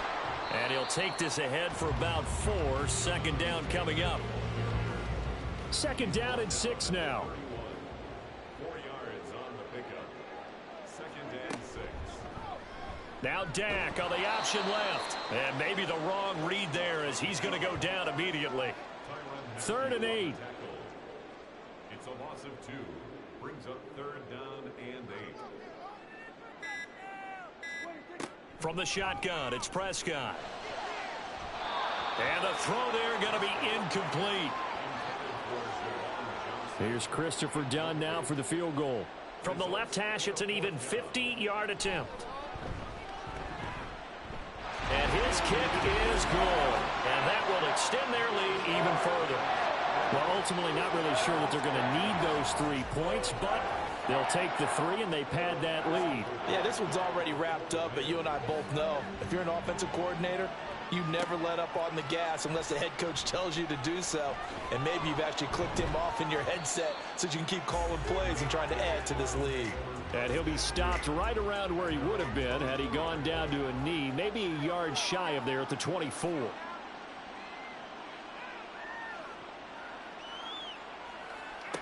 They'll come out throwing here on 1st down. Throwing the out route here, and it's complete to Kelsey. And he gets this one just shy of the 40, down at the 39. 15 yards is the pickup there, and the drive starting very nicely. 1st down. So it's Jaguar football here as we welcome you back. They've got a 1st and 10 as they search for a late score. Back to throw now on 1st down. To the right side and complete to Washington. And out of bounds on the other side of midfield at the 45. Back-to-back good plays have them on the move on first down. Now a shotgun snap as they'll look to throw. And this one too low. This has been a rough one, to put it mildly, for him. And after this one's done, you just feel like at the post-game press conference, this team's going to have a lot of questions and definitely not a lot of answers. They'll look to throw again. And this one taken in on the right sideline, but not in the field of play. They say it's in. And now it appears that the referee's been buzzed. So the officials and the folks in New York got a second look at this one, and the call is going to be overturned. Now on first down, he'll drop to throw it. Now a quick throw there, but it's going to be incomplete. 2nd and 10.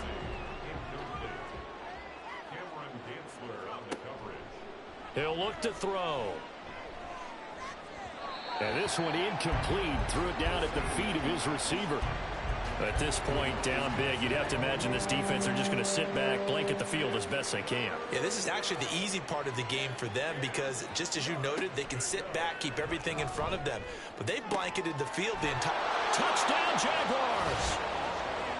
Christian Kirk, an 18-yard touchdown grab. And the Jaguars get a small measure of revenge as they cut into this fourth quarter deficit.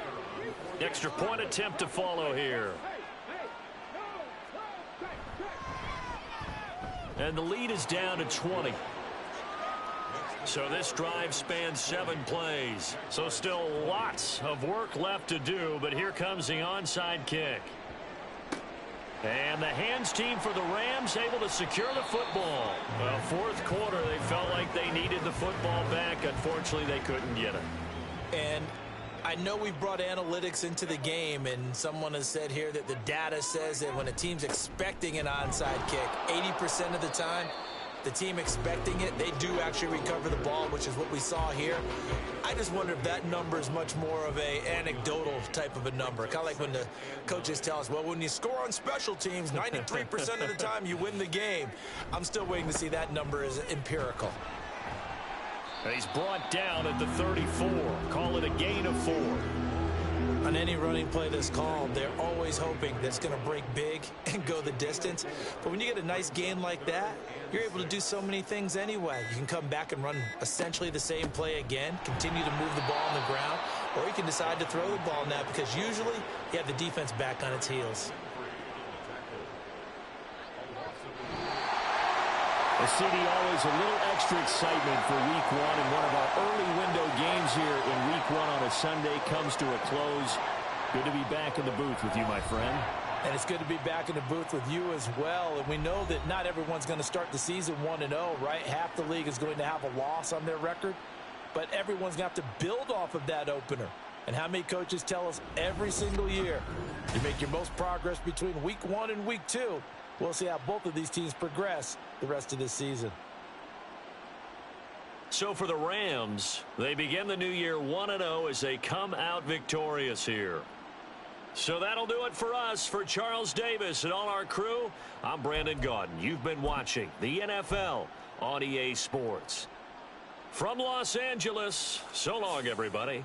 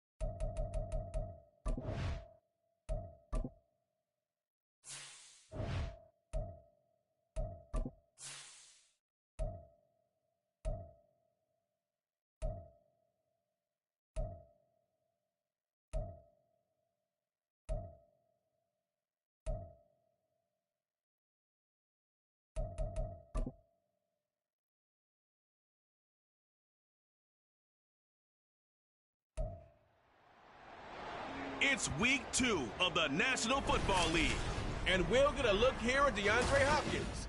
He came through in last week's game with a 108-yard performance. It's the Bears and the Buccaneers, and it's all up next.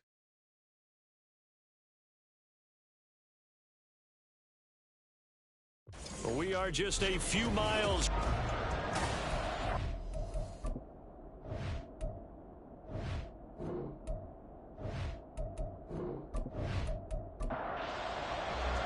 The final weekend of the summer. Hope you're enjoying it wherever you are as we are off and running on EA Sports. Now Jamal Agnew from his end zone. So out come the Bucs now for their first drive. Bringing them out, a guy who's top 30 all-time in yards and touchdowns. Not bad for a fourth-round pick back in 2012.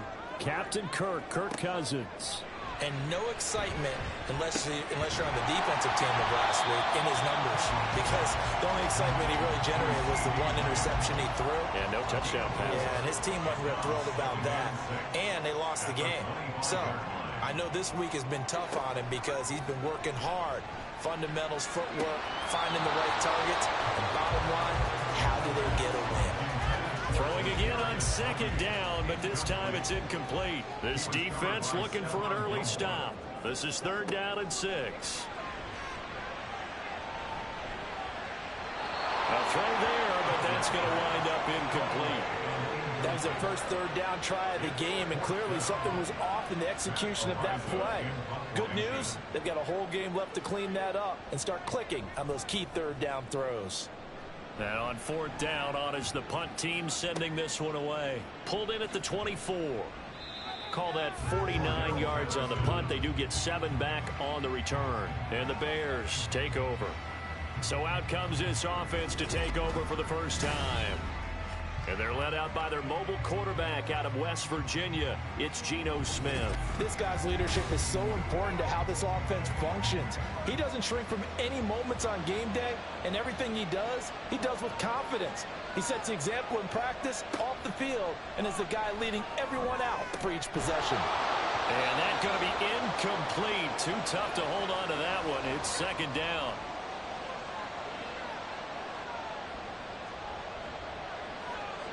To throw is Smith.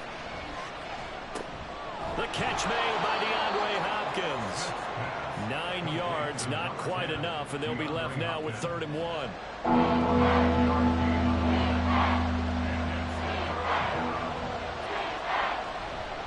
They'll run for it with Achane. And he will have the Bears first down as they're able to convert, albeit not by much, on 3rd and a yard. A pickup of 2 yards. And the Bears first down. Achane here, they stay on the ground. And he's able to get across midfield and down into Buccaneer territory. The numbers for him from a week ago: 15 carries, 52 yards, and a touchdown. There were some signs of life from their ground game last week, but overall, just a so-so performance. Everyone knows they can make a slight improvement how they contribute to this aspect of the offense. Linemen can set their blocks and hold them a little bit longer, and he can be quicker to the hole and hit a lane. If they do that, they should get some better numbers produced this week. A gain of 7. First down, Chicago. Now Geno on first down. Able to complete this one to Tyler Conklin. And he works it past the 30, almost to the 25. First down, Bears. Now a first down throw. It's Smith. Over the middle, complete. That's Hopkins. And he'll go down right on the edge of the red zone following a pickup of about 7 or 8. And 3 at the 20-yard line. To throw on second down is Smith. And this is going to be caught, but they'll say out of bounds. So it's incomplete. Here comes play number 9 now as they come up on a 3rd and 3. A run straight ahead with Achane. And he takes it down to the 13 and picks up the first. Call it a gain of 7, and it gets him a new set of downs. From the 13 now, they work on 1st and 10. Back to throw, Smith. And that is caught. Touchdown, Bears. Adam Thielen. His second touchdown on the season. And the Bears are on the board first here on the road in Tampa. Tucker able to connect on the extra point, and it's now a 7-0 game. Tucker now to kick it away following the touchdown. Jamal Agnew now to return it. And no chance to get away as they'll get him down at about the 17-yard line. Tampa Bay, they're getting ready to set up shop here for their second drive. These guys definitely hoping for a better showing than their last appearance. They couldn't really even move the football much beyond the shadows of their own goalpost, Charles. We'll see if they can get a better, more sustained drive going here. Yeah, and every team that we ever talk to says the exact same thing. When you start a drive from that deep in your own territory, the goal is a minimum of at least 2 first downs, because even if you have to punt then, you change the field position, right? You flip the field a little bit. They didn't get that done. This time they want to string together a nice drive and help themselves out. And he'll be brought down right at the 30 here. 4 yards the pickup, first down. First and 10 at the 30-yard line.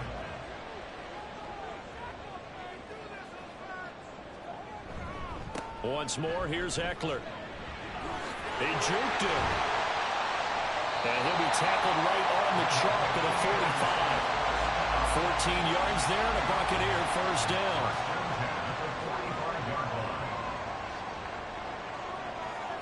They'll try to throw now. Cousins. And his throw's going to be incomplete. As a defensive back, you have some weapons at your disposal that we don't often talk about. And you can read the receiver's eyes, you can read his hands, and you know that the arrival of the ball is imminent, and that allows you to make a play on it and oftentimes knock it away. And a strong run that time as he's across midfield and down to the 43. So on the other side of the field now, it's first and 10 as they've got things rolling on this drive. Eckler now between the tackles. And he works his way forward to pick up 4 yards there. Second down. These are his numbers from last week's contest. 16 carries, 81 yards. And I know that last week's game is over, but this feels almost like a continuation of what he did in the previous game. It's almost like in his mind, he knitted together the 2 weeks with no break. He's off to a nice start here. They're trying to keep the drive going. This will be play number 8. It's 3rd and 2. He'll find Lamb. That's complete. And he will be very close to a first down, but I see the closed fist of the referee, and that means 4th down.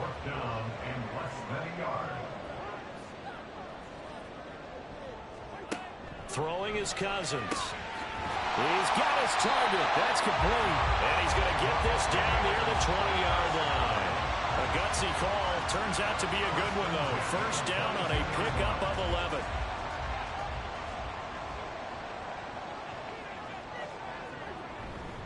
They go back to the ground now with Eckler. He'll work his way up the middle for a gain of about 4. Second down. Some of the most unselfish players on any football team, defensive tackles, because we ask them to just eat up blocks and allow other people to make tackles. And when he can make a play himself, as we just saw there, that's a big day. Now a first and 10 at the 11. They keep on the ground with Elliott. And the result here, a pickup of 8. Leaves him with 2 to go on second down. It's a gain of 8. Brings up 2nd and 2. Throwing, Cousins. And he's got it. Caught in the end zone. Touchdown, Tampa Bay. A great play there. His first touchdown here of the new campaign. And the Buccaneers are an extra point away now from tying this ball game. Boswell good with the extra point, and we are tied at 7. Patterson going to bring this out of the end zone. And he'll get it up past the 20 to about the 22. Chicago works their way back onto the field here for their second drive of the game. So both of these teams, Charles, coming off touchdowns now, but this offense, they just had to stand on the sideline, watch their opponent author a really impressive drive to reach the end zone. Yeah, and I think you're not telling yourself the truth if you don't think there's some one-upsmanship going on right now, because they just had their touchdown answered by a drive of double-digit plays that also found the end zone. Now they want to do something even more impressive to answer that one. And nothing much materializing there on the first down run. He'll get a couple, and that's it. Here's a 2nd and 8. Now Smith. DeAndre Hopkins making the catch. And this is going to lead to another first down as the tackle's made at the Bucs 42. Clock runs, less than a minute to go, and an entertaining first quarter of play. On first down, it's Smith. And he slides and covers up at the end as he's going to be able to pick up decent yardage. He'll get 8 on the scramble there. It'll be 2nd and a couple. Throwing now is Geno. He'll find Thielen work in the middle. He had the touchdown earlier. This one's going to get him a first down. The Bears at 1-0 on the year following the win in Week 1, and they were able to take care of business in front of the home crowd last week. Yeah, it's always nice to get that opener at home, but now things get a little bit tougher. The good thing for them, though, is they take a little extra confidence with them when they head out on the road. These two teams all tied after one. The Bears with the football. We get set to begin quarter number 2. Smith, an incomplete pass on first down. Now it's 2nd and 10. A short throw to Conklin, the tight end. And he gets it all the way down inside the 10 and mark him at the 5. A good pickup there, a 22. You have to ask the question, where was the help? Because it's a little surprising to me that he'd find that much room to run this close to the end zone. He doesn't quite get there, but he sets his guys up with a 1st and goal.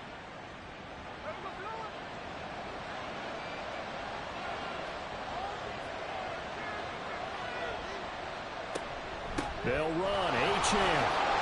And he's going to get him about 3 yards closer. He's down to about the 2.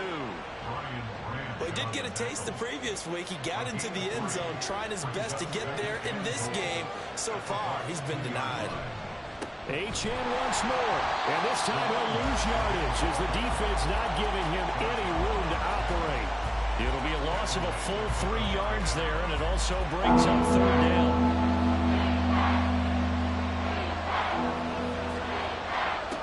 Geno down to throw. Touchdown, Bears! Tyler Conklin, a 5-yard touchdown. And the Bears have taken the lead. Tucker with the extra point, and that makes the score 14-7. So that one a pretty time-consuming 10-play drive. And the end result is a Bears touchdown. And they'll bring it out to the 25 as Agnew elects for the touchback. The offense heading back out as we take a closer look at Austin Ekeler. Now, the ground game's been good, but they're losing here in the 2nd quarter. Can they use that ground game maybe to work the air attack a little bit more? I think so, because now you can throw play action off of being able to run the ball effectively. And oftentimes you might want to just swing your back out of the backfield, get the ball in his hands in open space, and just don't get totally away from running it, because some of these runs now, they may pop bigger as the game goes along. Yeah, they've been good with the run so far. And able to stay on his feet past the 30 to about the 33-yard line. They need 2. Here's 3rd down. Makes it 3rd and 2. They'll try to pick up the first with Ekeler. Give him 3 yards and a fresh set of downs. I haven't met a football team yet that runs the ball successfully that doesn't talk about having an attitude to be a running football team, right? You got to be able to put your nose in there, smell where the first down sticks are, and get there. Running on first down, Ekeler. And they will only muster a yard here to the 38. That felt like a trap, because it looked to me like the opposing front was on that play from the get-go. They had everyone crashing the ball carrier before he even made the line, and they hold him to just a yard. And he'll lose yardage on the play back at the 37-yard line. The Bucs on third down. Just 1 for 3 thus far. This is 3rd and 9. To throw is Cousins. And he'll go down. The Bears get there for the sack. Nick Bosa able to record his 5th sack of the season. On 4th down, Matt Araiza sent on to punt. Able to push his way through. Call it a 48-yard punt. Give him 9, though, on the return. And it will be 1st and 10 as they take over. From the 34 now, here's 1st and 10. Now Geno. No chance to get away there for Smith as he goes down. That's Azeez Al-Shaair getting through for the sack that time. Throwing on 2nd and long. Smith throwing over the middle, and it's incomplete. And now maybe they want some extra time to talk about this 3rd and long play as we'll get a timeout. So as they talk it over, we step aside. Now Smith. And he is caught. And he'll have it past midfield almost to the 40 before being taken down. A real letdown defensively. That was 3rd and a bundle, but they allow the conversion. That is the exact right play call against that defense. So a hat tip to the offensive play caller because he won that part of the chess match. But give credit to his players as well. They won the execution part of it. Working with the lead, trying to get to 2-0. Here's 1st and 10. Up the middle, Achane. Give him 5 on the carry there, and it'll be 2nd down. Offensive linemen love creating space for their guys carrying the ball. But when that guy also breaks tackles and creates extra yardage, they almost feel like he's one of them, and they really embrace him. Now a throw here to his running back. And they're able to get this one past the 30 down to the 25. A gain of 12. 1st down, Bears. On 1st and 10, Smith. They'll swing this out wide. Here's Achane. This will be a short gain of 3 before he's brought down at the 22. From the 22 now, here's a 2nd and 7. At the Buccaneers' 22-yard line. Play action. It's Smith. Throw left side on target to Thielen. And he'll be out of bounds about a half to a full yard shy of the 5.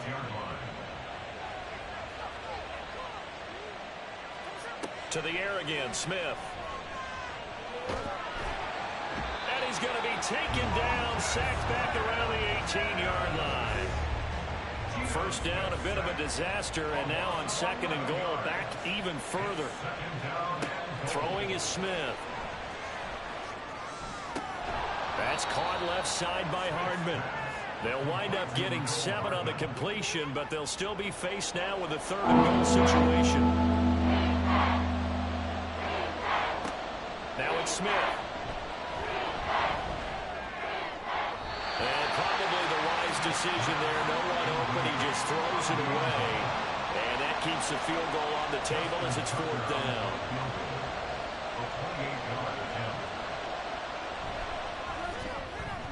Tucker's kick is good. And they will move up by 10 now, 17-7. So that one on target, and it adds to this first half lead.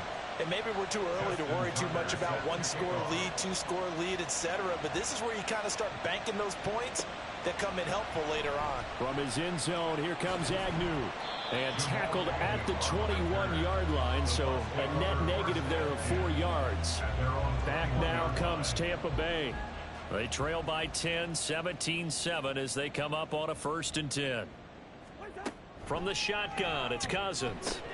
Able to hit his target, Lamb. It'll be a gain of 5, and it'll be 2nd down. And we've hit the 2-minute mark in this first half of action. Ball on the 27. Here's 2nd and 5. To throw, Cousins. Quick hitter here, it's complete. Evades the tackler, and now some space. And out across midfield down to the 45. Now the Bucs going to use the first of their timeouts. So as they talk it over, we step aside. First down. Here's Cousins. And that is incomplete. He couldn't hold on through the contact. Brings up second down. Incomplete. It's second down and 10. Cousins. He'll drop this one off to Eckler. They do get a yard there, but only a yard. Leaves them with 3rd and 9 looming. Clock running. The Bucs try to go quickly and get set. To the air again. It's Cousins. That's caught, and it's Eckler again. And he's going to be about a yard or two short of the first here. He needed the 35, but didn't make it. Now it's Chris Boswell on for the field goal try. From the left hash, this from 53 yards out.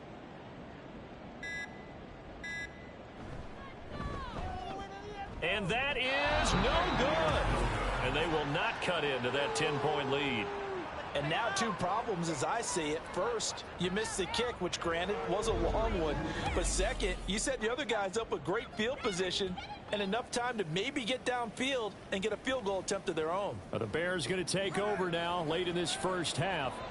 And with good starting field position and 3 timeouts as well in their pocket, no reason not to try and put a late scoring drive together. Throwing on first down, but this one winds up to be incomplete. Had an open man that time, but ended up putting a little too much heat on it, don't you think, partner? Absolutely. Just needed a touch more air under it. Instead, he fired an absolute bullet. Here's Smith.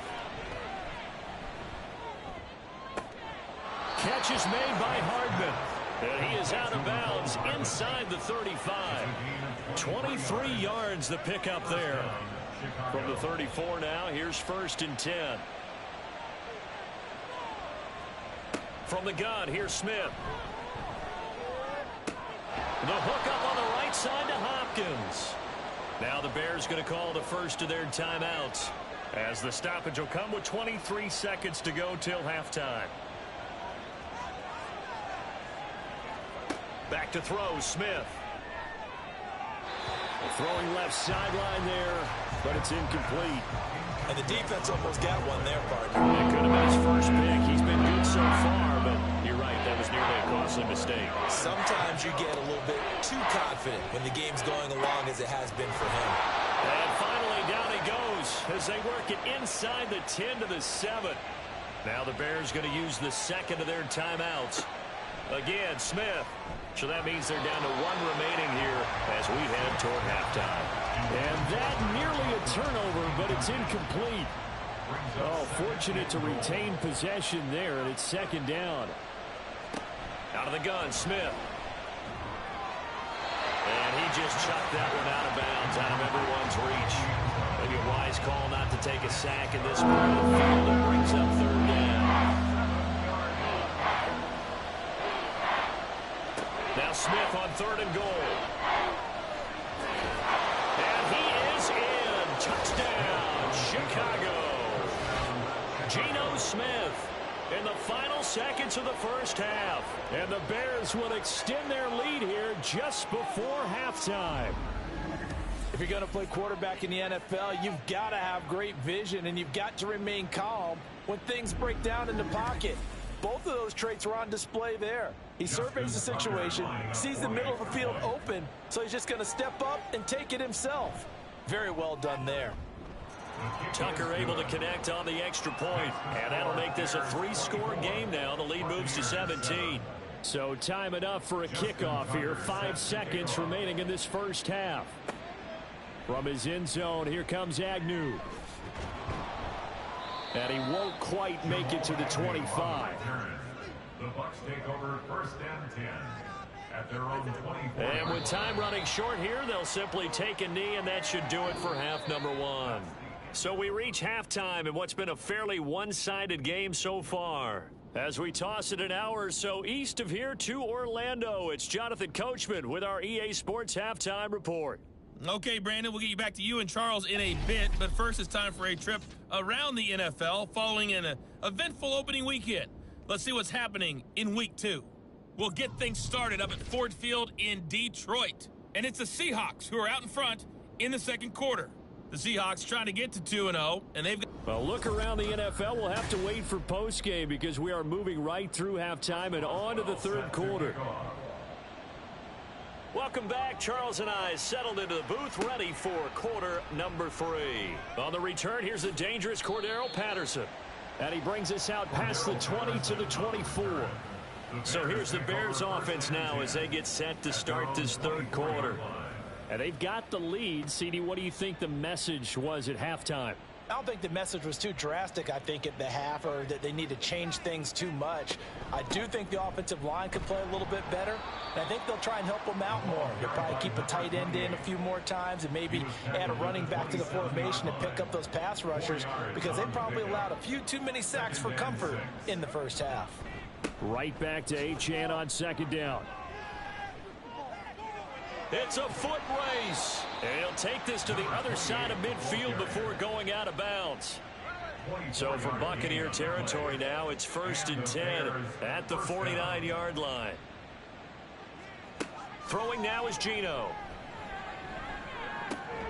DeAndre Hopkins making the catch. And he gets this inside the 35-yard line.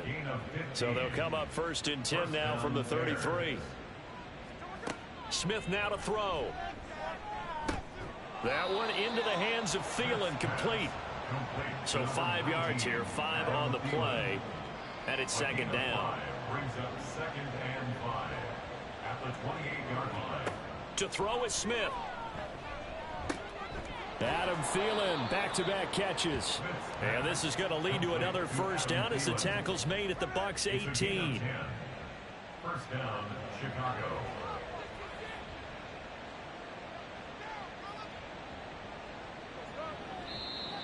Now contact up front as penalty markers come in. Who is this against? A bit of a jump there, CD. He breaks the line, and that'll be 5 yards. And you've got to stay more disciplined than that, Brandon. That's just a free gift to the offense. A shotgun snap for Smith. Throwing middle, and it's complete. And the Bears are going to have a 1st and goal as he'll be taken down at the 7-yard line. 1st and goal, Chicago. Now Achane on 1st and 10. And they'll get this from the 8 to the 5. Pickup of 3. And the ball smack dab on the 5-yard line. Here's 2nd and goal. Brings up 2nd and goal. One more time with Achane. Give him right around 4 on the carry. We'll see if they want to keep pounding here on 3rd and goal. Just shy of the goal line.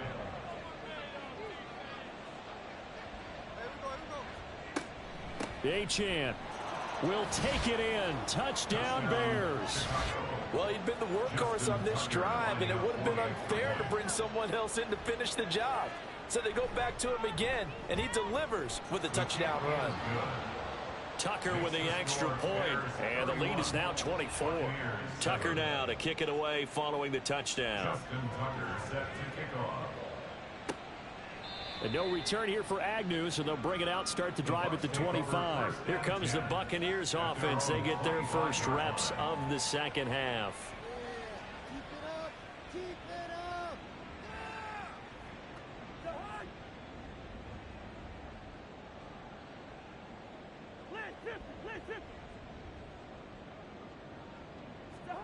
Cousins now to throw on 1st down. Oh, he dropped it. And that's pretty indicative of the way this one's gone. An incomplete pass leads to 2nd and 10 from the 25. Up the middle with Eckler. And he's upended after a gain of 2 out to the 27. Well, that's a good start to this drive on the defensive side of the ball. Force the incompletion on 1st down. Then you're able to shut down the running play on 2nd. Yeah, I wouldn't be surprised now. A little bit of pressure going into the quarterback in an expected passing situation. Now a shot taken on 3rd down, but it's going to wind up incomplete. Here comes the Buccaneers punter now, as he'll come on to kick this one away. Averaging 50 yards a boot so far as this one's away. And a fair catch signaled for and taken successfully. Devon Achane to the offense, ready to go once again. And you see the last drive, great chunk of yardage, the touchdown on 5 carries. And offensively, everything just looked in sync, didn't it? It did, and the reason that it was in sync is because it's a combination of play calling, game plan, offensive line marrying up with all of their blocks. But don't forget the receivers out on the perimeter. Any type of a long run, the receivers have had a hand in that because they've occupied people downfield. And, of course, give the big credit to the man with the football. Great vision, good movement, gets to the end zone. Looking for a crease, can't find one. Stopped at the line of scrimmage. 3rd and 5. And it brings up 3rd down. Smith. And that is incomplete, but a penalty flag coming in. This could be a first down. Defense. Well, he was just trying to contain DeAndre Hopkins, and he got a little too close. And because of his ability to line up in different spots on the field and come at you from different angles, different guys have to cover him, and all of them have the same issue. How do you do it without interfering? In this case, it didn't get done. Well, they had a gain of 10 last time, now a gain of 20 here. So 1st and 10, and if they score on this drive, might have to start digging in our second half blowout material. Now Geno. A short throw to Conklin, the tight end. This will be stopped about 2 yards shy of the marker. 8-yard gain, 2nd and 2. Inside 4 minutes to go, 3rd quarter. On 2nd down, here's Smith. Letting one go deep for the end zone. And that's going to be incomplete. Good effort there, trying to take a shot, but it's 3rd down. Emmanuel Ford's on the coverage. Now a toss right side, Achane with it. And he's able to pick up the first before he's taken down at the 27. 2 yards on the play. First down, Bears. Throwing is Smith. And this will be incomplete. Physical play on the football there, and it's 2nd down. Incomplete. Kendall Fuller there on the coverage. Now Smith. Open man here is Conklin. And he'll go down right on the edge of the red zone following a pickup of about 7 or 8. Play number 9 set to come here on the drive on 3rd and 2. Now Smith. That is caught. And he will have the Bears first down as they convert on 3rd and 3 with a nice gain of 7 yards. First down, Chicago.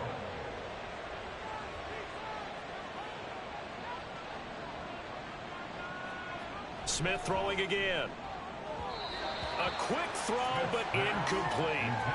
Not sure what happened out there, but it looked like the timing was a little off on that throw. Well, you know I'm a defender, so what am I going to say? Great defense. Darn right. They did something to disrupt that timing. Here's Smith now on 2nd down. And this time he's got the hookup. It's complete. That'll leave them with a 3rd and 2 coming up. They got 8 yards there. And it brings up 3rd down.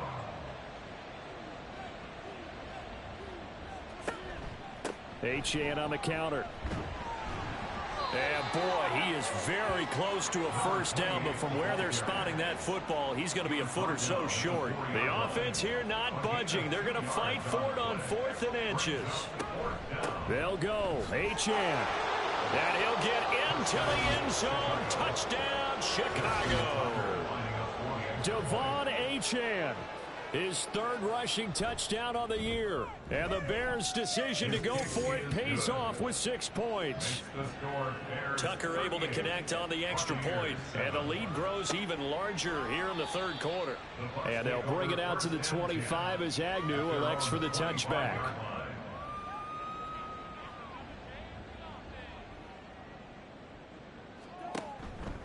They They started on the ground with Eckler.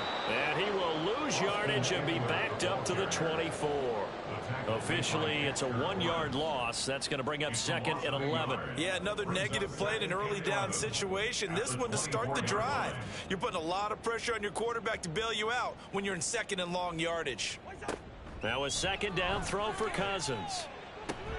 He'll find Lamb. That's complete. And down he goes, but he takes it up to the 40. 5th catch of the afternoon, and that gives him a 1st down. They'll try the right side with Eckler. And he is going to lose yardage here. He'll lose a yard there, and it's 2nd and 11. Part of the thinking when you bring in extra tight ends, you're hoping that each of your guys gets those one-on-one blocks and creates a crease for your runner. You know what the converse is, though? You've got to win those one-on-one blocks, and when you don't, that's the result you end up with. And we see another pitch and catch there to the running back. This position just continues to evolve. They become just as critical to the passing attack as a lot of receivers, tight ends, because their ability to make people miss in the open field can really generate big plays for an offense. And he's going to have another 1st down as the tackle's made here at the Bears' 29-yard line. 3 quarters in the books. We'll return with more after this. This is the NFL, and it's on EA Sports.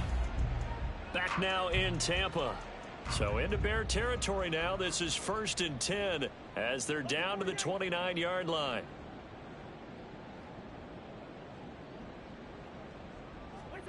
Cousins.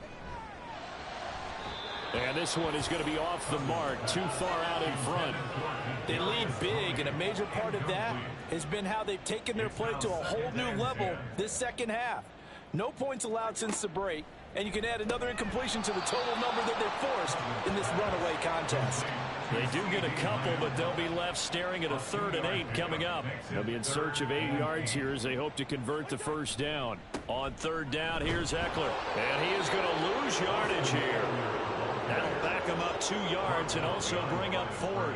I think this offense, specifically this running game, they're going to have to find a way to turn the page because they haven't found a way to run it effectively thus far, and it's cost them. And they're indeed going to go for it here on 4th down. So trailing here in the last quarter, let's see how this plays out. They're unable to connect, but a late flag comes in. And the contact may have come too early.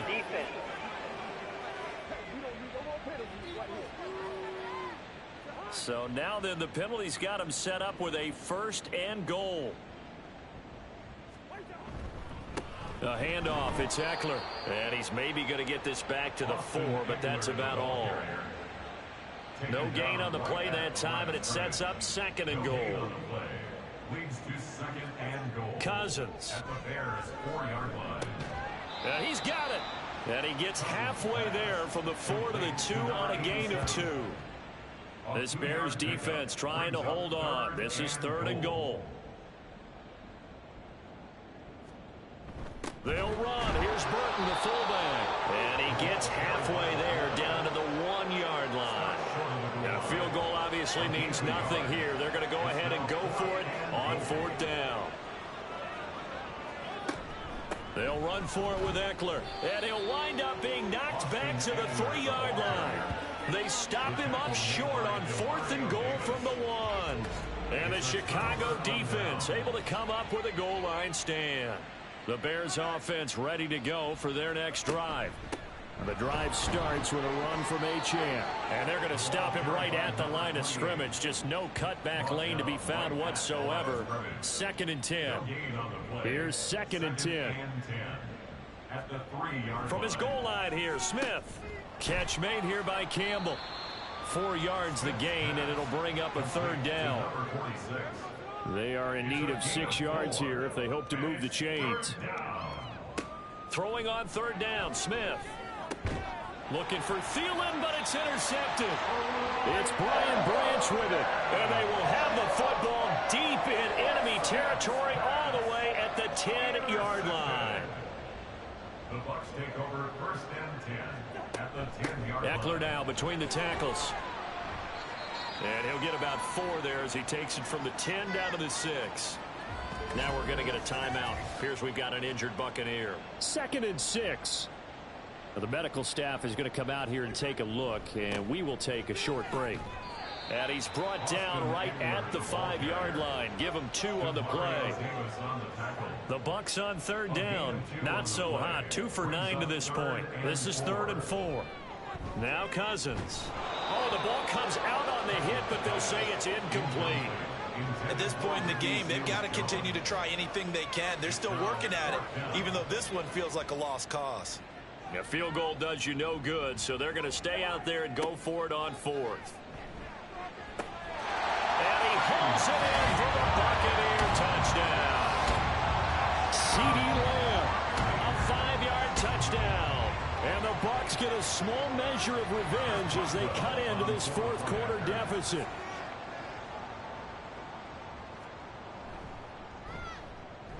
Extra point put through by Boswell. And the lead is down to 24. 38. Buccaneers 14. And Patterson will not return it. It comes out to the 25. And now the Bears coming out as they get ready. Certainly no reason to panic. They've got the 3-score lead, but the turnover last time, the interception that led to a touchdown, you'd have to think that might not be dialing that up again. Yeah, probably not. They're still in fantastic shape, though, so I would imagine before he tried it out here for this series, head coach probably just leaned over to him and was like, listen, we're wearing these color shirts. Those guys, not the others. Try to make a joke out of it and just let them go out there with a little bit more confidence. A gain of 8 there on the play. And 3rd and 1 now. Here's Smith. A short throw to Conklin, the tight end. And he goes out right around the 39. These two have hooked up 9 times now this afternoon as they pick up the first. And the Bears first down.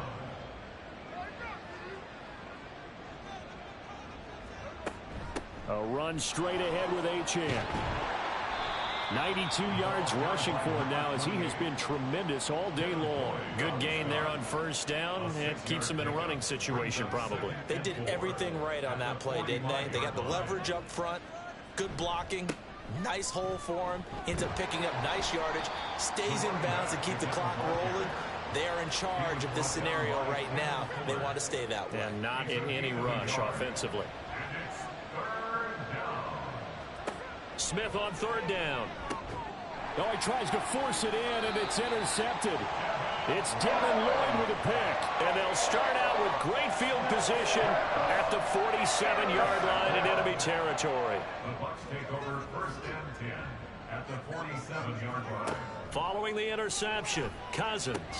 He'll get this to Eckler. And he'll go down, but not before getting this inside the 30.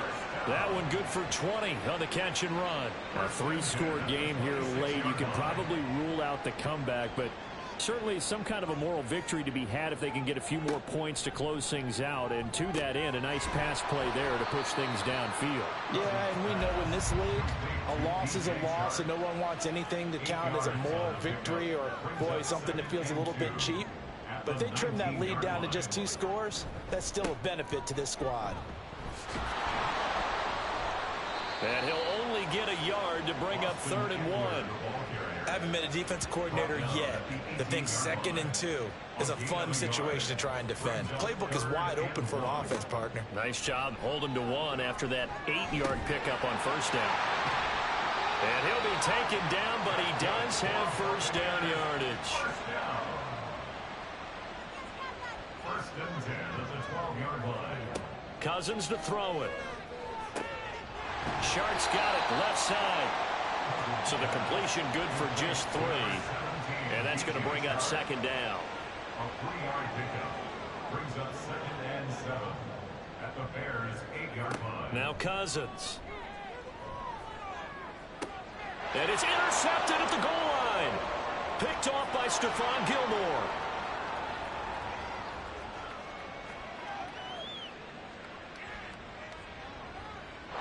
And they will score a pick 6 for a Bears touchdown.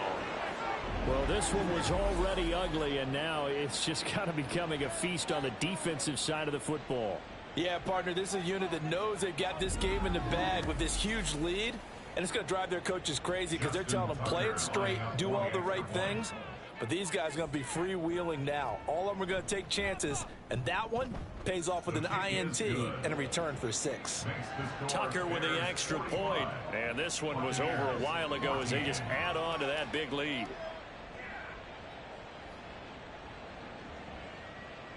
So they throw the pick six. They'll get another shot at it now as this one's in the air. And Davis content just to bring this out to the 25-yard line. And Tampa Bay trots out there now. Well, we said it at halftime that they would need a nearly perfect second half to erase that deficit that they were facing, CD. But unfortunately, the second half has pretty much been a carbon copy of the first. Yeah, that early lead was almost insurmountable the way their opponent was playing. And, partner, they do have some good news, though. This one is getting close to being over, and they can try and hit the reset button starting tomorrow. It'll go as a gain of 4, and it'll be second down. Just 2 minutes remaining here in the fourth quarter of what has been a one-sided affair. 2nd and 6, just inside the 30. To throw, Cousins. Oh, he tried to fit it in on the slant, and it's intercepted. Picked off by the linebacker, Demario Davis. Now the return here is stopped at the 35-yard line. At the 35-yard line. And they'll give this to Achane. Just a yard on the first down carry, so it's 2nd and 9. I like the call there because that was one to take time off the clock and get them closer to getting out of here with a W. In the mind of the play caller, all you want to hear is tick, tick, tick. Right back to Achane on second down. And this defense not ready for that one as he'll take this down inside the 25. It's a gain of 10. First down, Bears.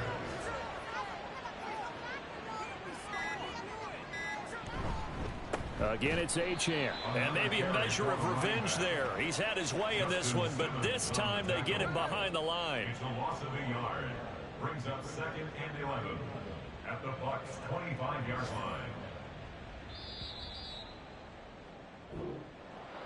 line. Charles, a lot of happy faces heading into the tunnel as this one ends, and understandably so. Not only did they get the win, but boy, their offense was on fire in this ball game. And, partner, I have no idea what the top speed is on one of those high-end sports cars. What's the top gear you can get into? This offense, they certainly were there in this one, huh? Everything clicking for them in this contest, the kind of performance that they're going to cherish. So for the Bears, it was a great all-around performance as they come out of this one with the victory. And they'll have another road date next week with the Kansas City Chiefs. Meanwhile, for the Bucs, they'll drop to 0-2, and they'll get a chance to redeem themselves at home next week. And for Charles Davis and our entire crew here at EA Sports, I'm Brandon Gaudin saying so long, everybody.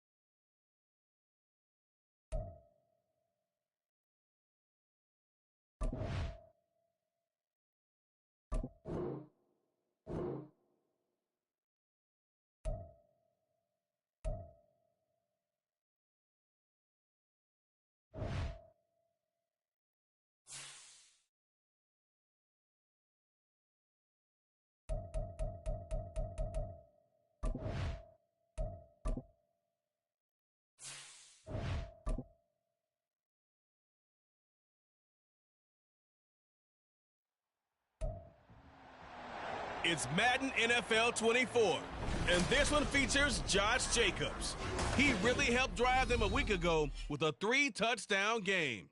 It's the Rams and the Cowboys, just ahead on EA Sports.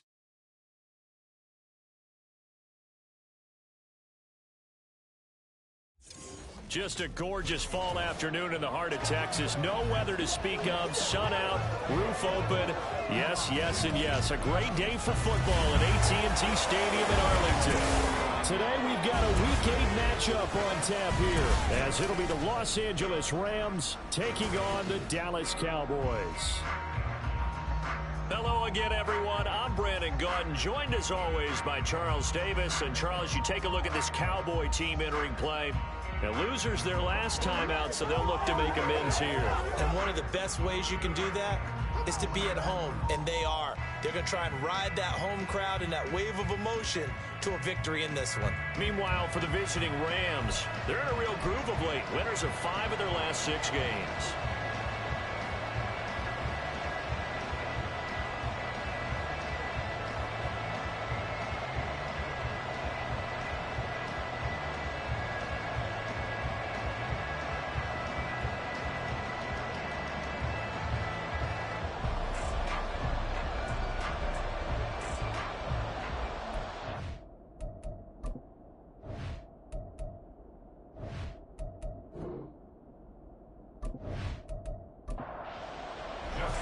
Lurching closer toward the midway point of this NFL season, and we're underway on EA Sports. And no run back on the opening kickoff. It'll come out 2-25. So out come the Rams now for their first possession. They'll be led out by one of the most productive QBs in the last decade. It's year 10 for the Fresno Stater now. Here's Derek Carr. And it felt like it watching the game tape. He got everyone involved last week. He was a manager. He really was. That's a great way to put it, because they ran the ball some. They threw it accurately. 1 touchdown pass, so he didn't, break the bank doing that. But he didn't throw any interceptions. That's the bottom line. That's why a defense loves a quarterback like that. Doesn't put them in bad situations. They'll come up now 2nd and 4 from the 31. They'll stay on the ground with Jacobs. And they'll stop him after a gain of a couple to the 33. You look at this Cowboy defense, and they've been excellent against the pass. The number 6 unit in the NFL. Yeah, defending the pass hasn't been an issue for them. It's been stopping the run. And if they don't stop the run, they can't get back to their strength, which is guarding against the air attack. Well, they needed 2. They could only get 1. 4th down. So opening drive, 3 straight runs, unable to pick up the first. I know the fans want to see first downs, but guess what? The coaches have reasons for what they're doing. Sometimes they've scripted it, and some of these runs, while they haven't been successful now, they may be successful later on. As Sanchez on to punt here as he sends this one away. It'll be 37 yards there on the punt, and the Cowboys will take over the football with a 1st and 10. So out comes this offense to take over for the first time. They'll be led out by the veteran quarterback out of Michigan State. The former Spartan, it's Kirk Cousins. And you've got to think that they've got to be feeling pretty fresh. Coming off of the open week, didn't have to play, right? Gives them a chance to rest up a little bit, heal some of those aches and pains, and excited about playing again. That really rekindles things a little bit. I want to see how they come out and establish themselves here early. And that bye week coming right where they want it, in the middle of the schedule. Now a 2nd and 10. At the 32-yard line. A shotgun handoff to Patterson. And down he goes just beyond the 35. And that pretty move got him some extra space to run. Here is 3rd and 5. To throw is Cousins. Pass taken in by his big tight end. And he will have a Cowboys first down. They needed 5 there on 3rd down. He winds up getting 7. First and 10 at the 43-yard line. Cousins on 1st down. And he'll complete this one to Patterson. That's good. The completion there for 7 yards. And it's 2nd down. The Cowboys at 1-5, really struggling here to start the year. And they come in with fresh legs. They got the extra time off thanks to an early season open week. Here's a diving catch right side. 14 yards, good for a Cowboy first down. Hey, did you have one of those backyards that you had one of those like mats or pits like you have for high jumpers? And you know, you had your friends throw the ball and you tried to make the spectacular catches? I didn't need a mat. You just did it with the ground? Absolutely. That explains your concrete. Toughness. That explains your toughness right there, because I think that guy was raised just like you. What a catch. Pretty solid run here on first down. Almost picked up another first, but he appears to be a few inches short. Clock rolling as we hit the midway point of this first quarter. Throwing is Cousins. He hits his target, Lockett. And down he goes, taking it inside the 10, just shy of the 5 at the 6. Just picking up yardage in bunches here these last few plays. They have moved right down the field, and just like that, they can be set up with a first and goal. And he gets halfway there from the 6 to the 3 on a gain of 3. Defensively, they must have been expecting a pass. They were in the dime look out there. I think maybe they were deciding to go with speed on the field rather than bulk. I'm with you, a little bit surprising. They wanted people getting to the ball as fast as possible. The lighter, shiftier defensive backs allow you that opportunity. Big play coming here. It's 3rd and goal. It's now 3rd and goal. Patterson. Yeah, this is going to depend on the spot, but I believe he might be a few inches short. It'll be called a gain of 2, and that'll leave him with some options here on 4th and inches. This is a long drive offensively. Wouldn't you hate to end this with just 3 points? Doesn't it feel like during a ball game you have certain narratives going on, and there's certain drives that seem to take on just a bit more importance than others? This feels like one of those, doesn't it? And that is caught. Touchdown, Cowboys. Curtis Samuel, his first touchdown on the year. And the Cowboys' decision to go for it pays off with 6 points. The touchdown giving him the first quarter lead. Remember, they lost a rough game 2 weeks ago. Then they had to sit through the open week, but a good start here. And just think about everyone around them, everyone around the organization. When you lose headed into that open week, everyone's cringing because you don't have a chance to get on the horse and ride it again for at least 2 weeks. Well, they were able to take that time, use it constructively, and now they're back in form. Tucker now to kick it away following the touchdown. Nyheim Hines now out of his end zone. And he returns this to the 22. So the Rams coming back onto the field, their second drive of the game. And the last drive, their first drive, 3 and out. What changes here, if anything? I think it's making sure the guys that you trust the most with the ball, the biggest playmakers you have, that they touch it on this possession to try and get things moving. So get it to the horses. Without a doubt. They're the ones that typically end up in the end zone. At the 26-yard line. Now Carr. Oh, his first throw of the game going to be intercepted. And his guys are going to take over at the 31-yard line. So this is something we didn't see at all from this offense in the victory last week. That's a turnover. They didn't have any, but giving the ball away here in the opening quarter. I love the surprise in your voice because it's exactly what you stated. Didn't see it last week, but it's a key to their win. And it'll be a key to this game as well, protecting the football. Didn't get it done there. Second drive forthcoming here for the Dallas Cowboys. And they'll have good field position here following the interception and a chance to build on their lead as they start with a 1st and 10. 1st and 10, it's Patterson. And they'll get him down after a pickup of 8, 2nd and 2. Well, this defense for the Rams, they were excellent a week ago in the win over Pittsburgh. There's a little bit enlightening talking with the defense coordinator about their performance last week because the feeling was that it was a good, solid performance. They did what they needed to do to get the job done and get the win, but definitely a few lapses that they're looking to correct. A couple extra tight ends in the formation here as they line up 3rd and 2. They'll run with Patterson. Well, this is not going to be enough. Was in search of 2 yards and only got halfway there.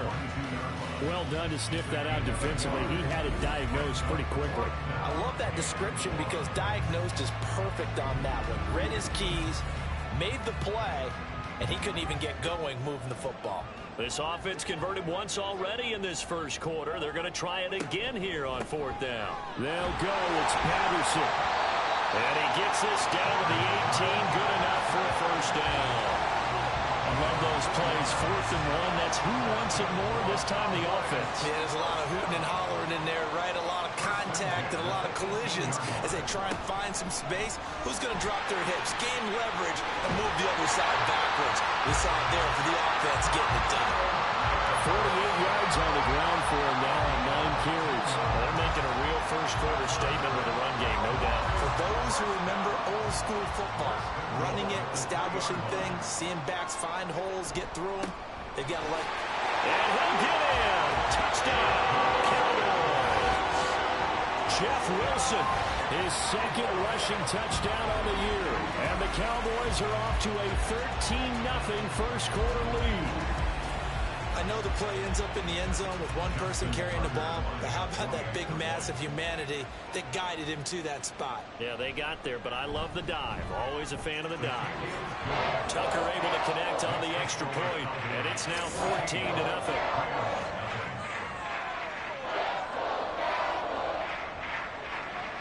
Tucker now to kick it away following the touchdown. And no thought of a return here for Hines. And now out on the field, here comes Los Angeles. Not only are they in search of their first score, they're in search of their first down in this ball game as they come up 1st and 10.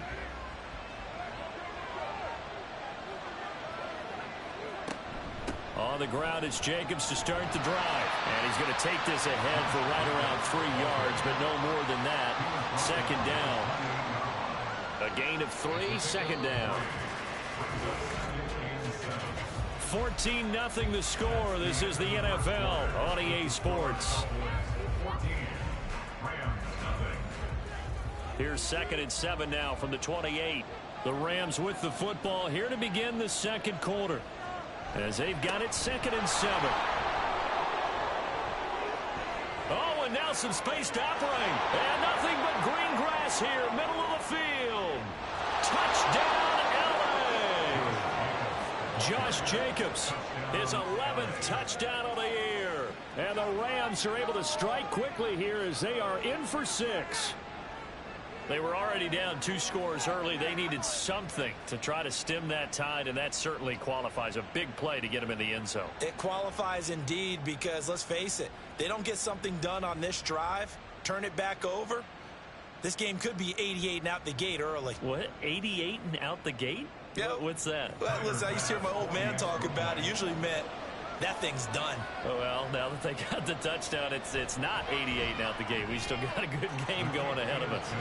Extra point by Bass, up and good. And that'll make our score 14-7. After the touchdown, Bass to kick it away. Hardman going to bring it out of the end zone. And he's up past the 20 to the 22-yard line. The do-it-all weapon, Cordero Patterson, coming back out. He's over 40 yards here in the second quarter. Been nice and effective for them, hasn't he?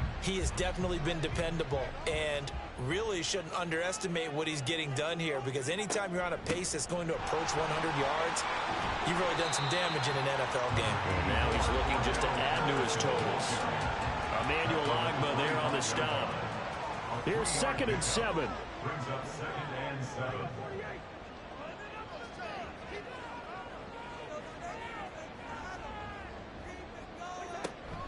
Once more, they turn to Patterson. And hit behind the line. He lost the football. It's loose. And now the Rams have got it going the other way.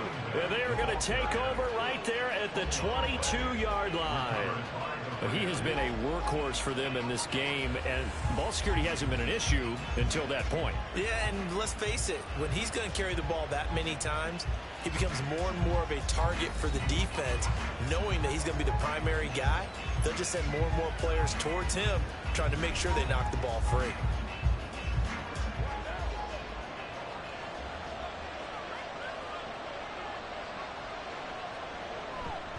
Here's Jacobs on 1st and 10. 94 yards rushing for him so far as his terrific season continues here. This 2nd and 4. Brings up 2nd and 4.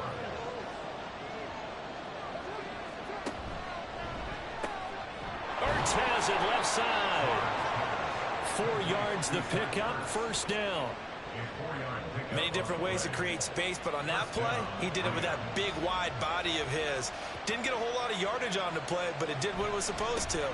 Pick up a 1st down. And they'll lose yardage here. They go backwards to the 13-yard line. Officially, it's a 1-yard loss. That's going to bring up 2nd and 11. At the Cowboys' 13-yard line. Now Carr on the bootleg. This is caught. Touchdown. Davante Adams from 13 yards out. And the Rams are an extra point away from drawing level. I feel like I'm back in school. What was that book, you know? It was the best of times. It was the worst of times. This has been a tale of 2 quarters so far. They trailed 14-0 after 1. How about the rally we've been watching? Yeah, a couple of touchdowns. P8's here to tie it up. This is a good ball game all of a sudden.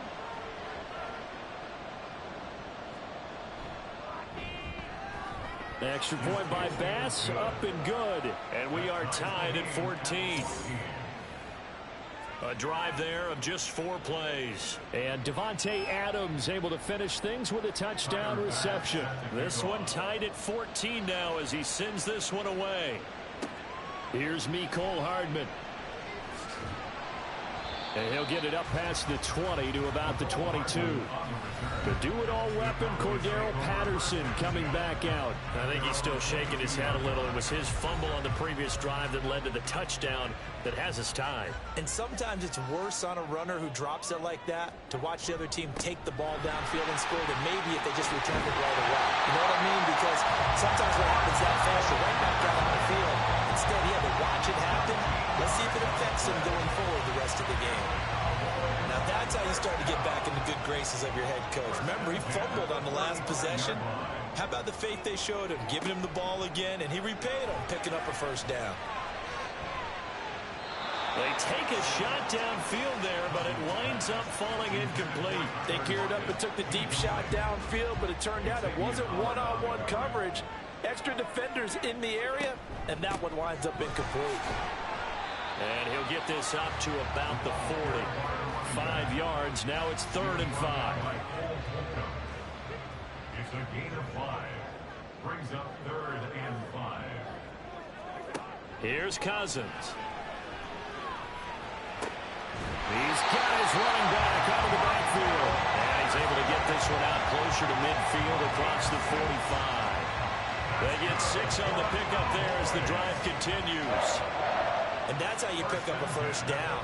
Not only does he make the catch, but has enough body control to get his feet down inbounds, toe tapping and dragging to make sure he gets it done. And a gain of 4 gets him right to the midfield stripe. Now a 2nd and 6. It's now 2nd and 6 at the 50-yard line. They run the toss here to Wilson. And this time he's able to take it down to the 42. That one a 1st down pickup of 8. We use the word relentless a lot with guys who are aggressive on the field. In this case, it really fits, doesn't it? How about his ability to break tackles and his feet never stop moving? Cousins now to throw on 1st down. Open man is Samuel, complete. And he's going to get this down near the 30-yard line. It's a gain of 12, and the Cowboys pick up the 1st. So 1st and 10 now from the 30. Out of the gun, a run with Patterson. And not a whole lot of room to operate there on the 1st down run. He gets maybe 3. They'll come up on a 2nd and 7 from the 27. At the Rams' 27-yard line. Throwing, Cousins. And that's going to wind up incomplete. However, we do have a flag down. Let's check in with our referee. So the pass incomplete in the end zone, but the flag comes out for interference. And now you're set up right on the doorstep of the goal line. And he'll take it into the end zone for the Cowboy touchdown. Cordero Jefferson taking it in from a yard out. And the Cowboys have taken the lead. Sometimes offensive can get too cute down near the goal line, but there's nothing fancy about this one. As Coach Lombardi would say, we get a seal here, and we get a seal here, and we run this play in the alley. And that's good work to hit the hole hard and finish in the end zone. Hines opting not to risk it, and this will come out to the 25. Here comes the offense again, and let's focus on Josh Jacobs for a moment. Now, he's having himself a little bit of a banner game. His team right now, though, losing.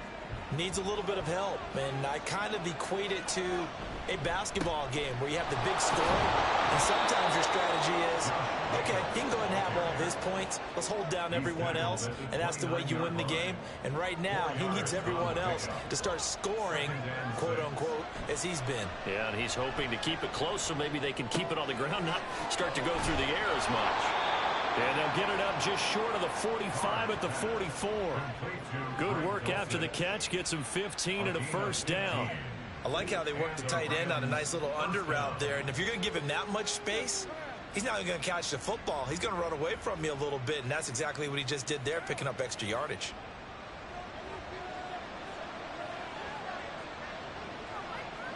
Carr now on first down. And that throw behind his man, he missed him, incomplete.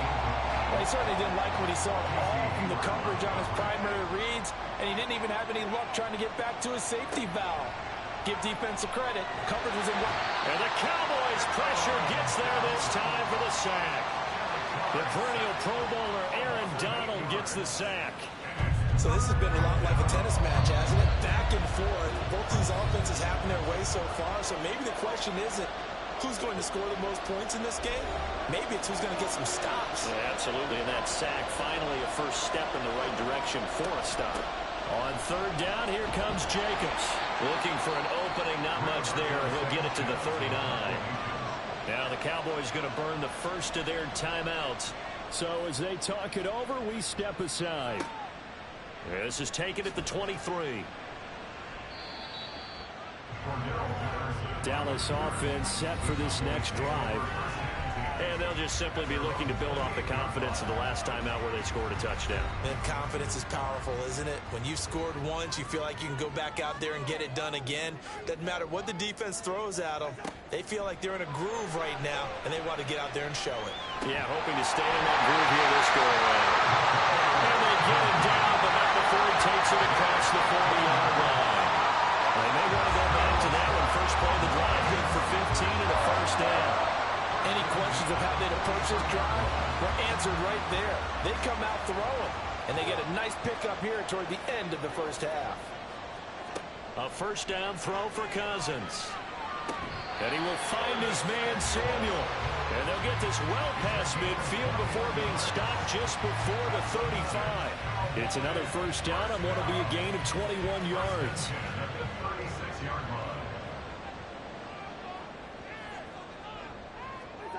Cousins now. Left side complete to Lockett. And they will get the first down here as they move into field goal range as well inside the 25. The Cowboys going to use their second timeout now, as it'll come with 36 ticks to go in half number one.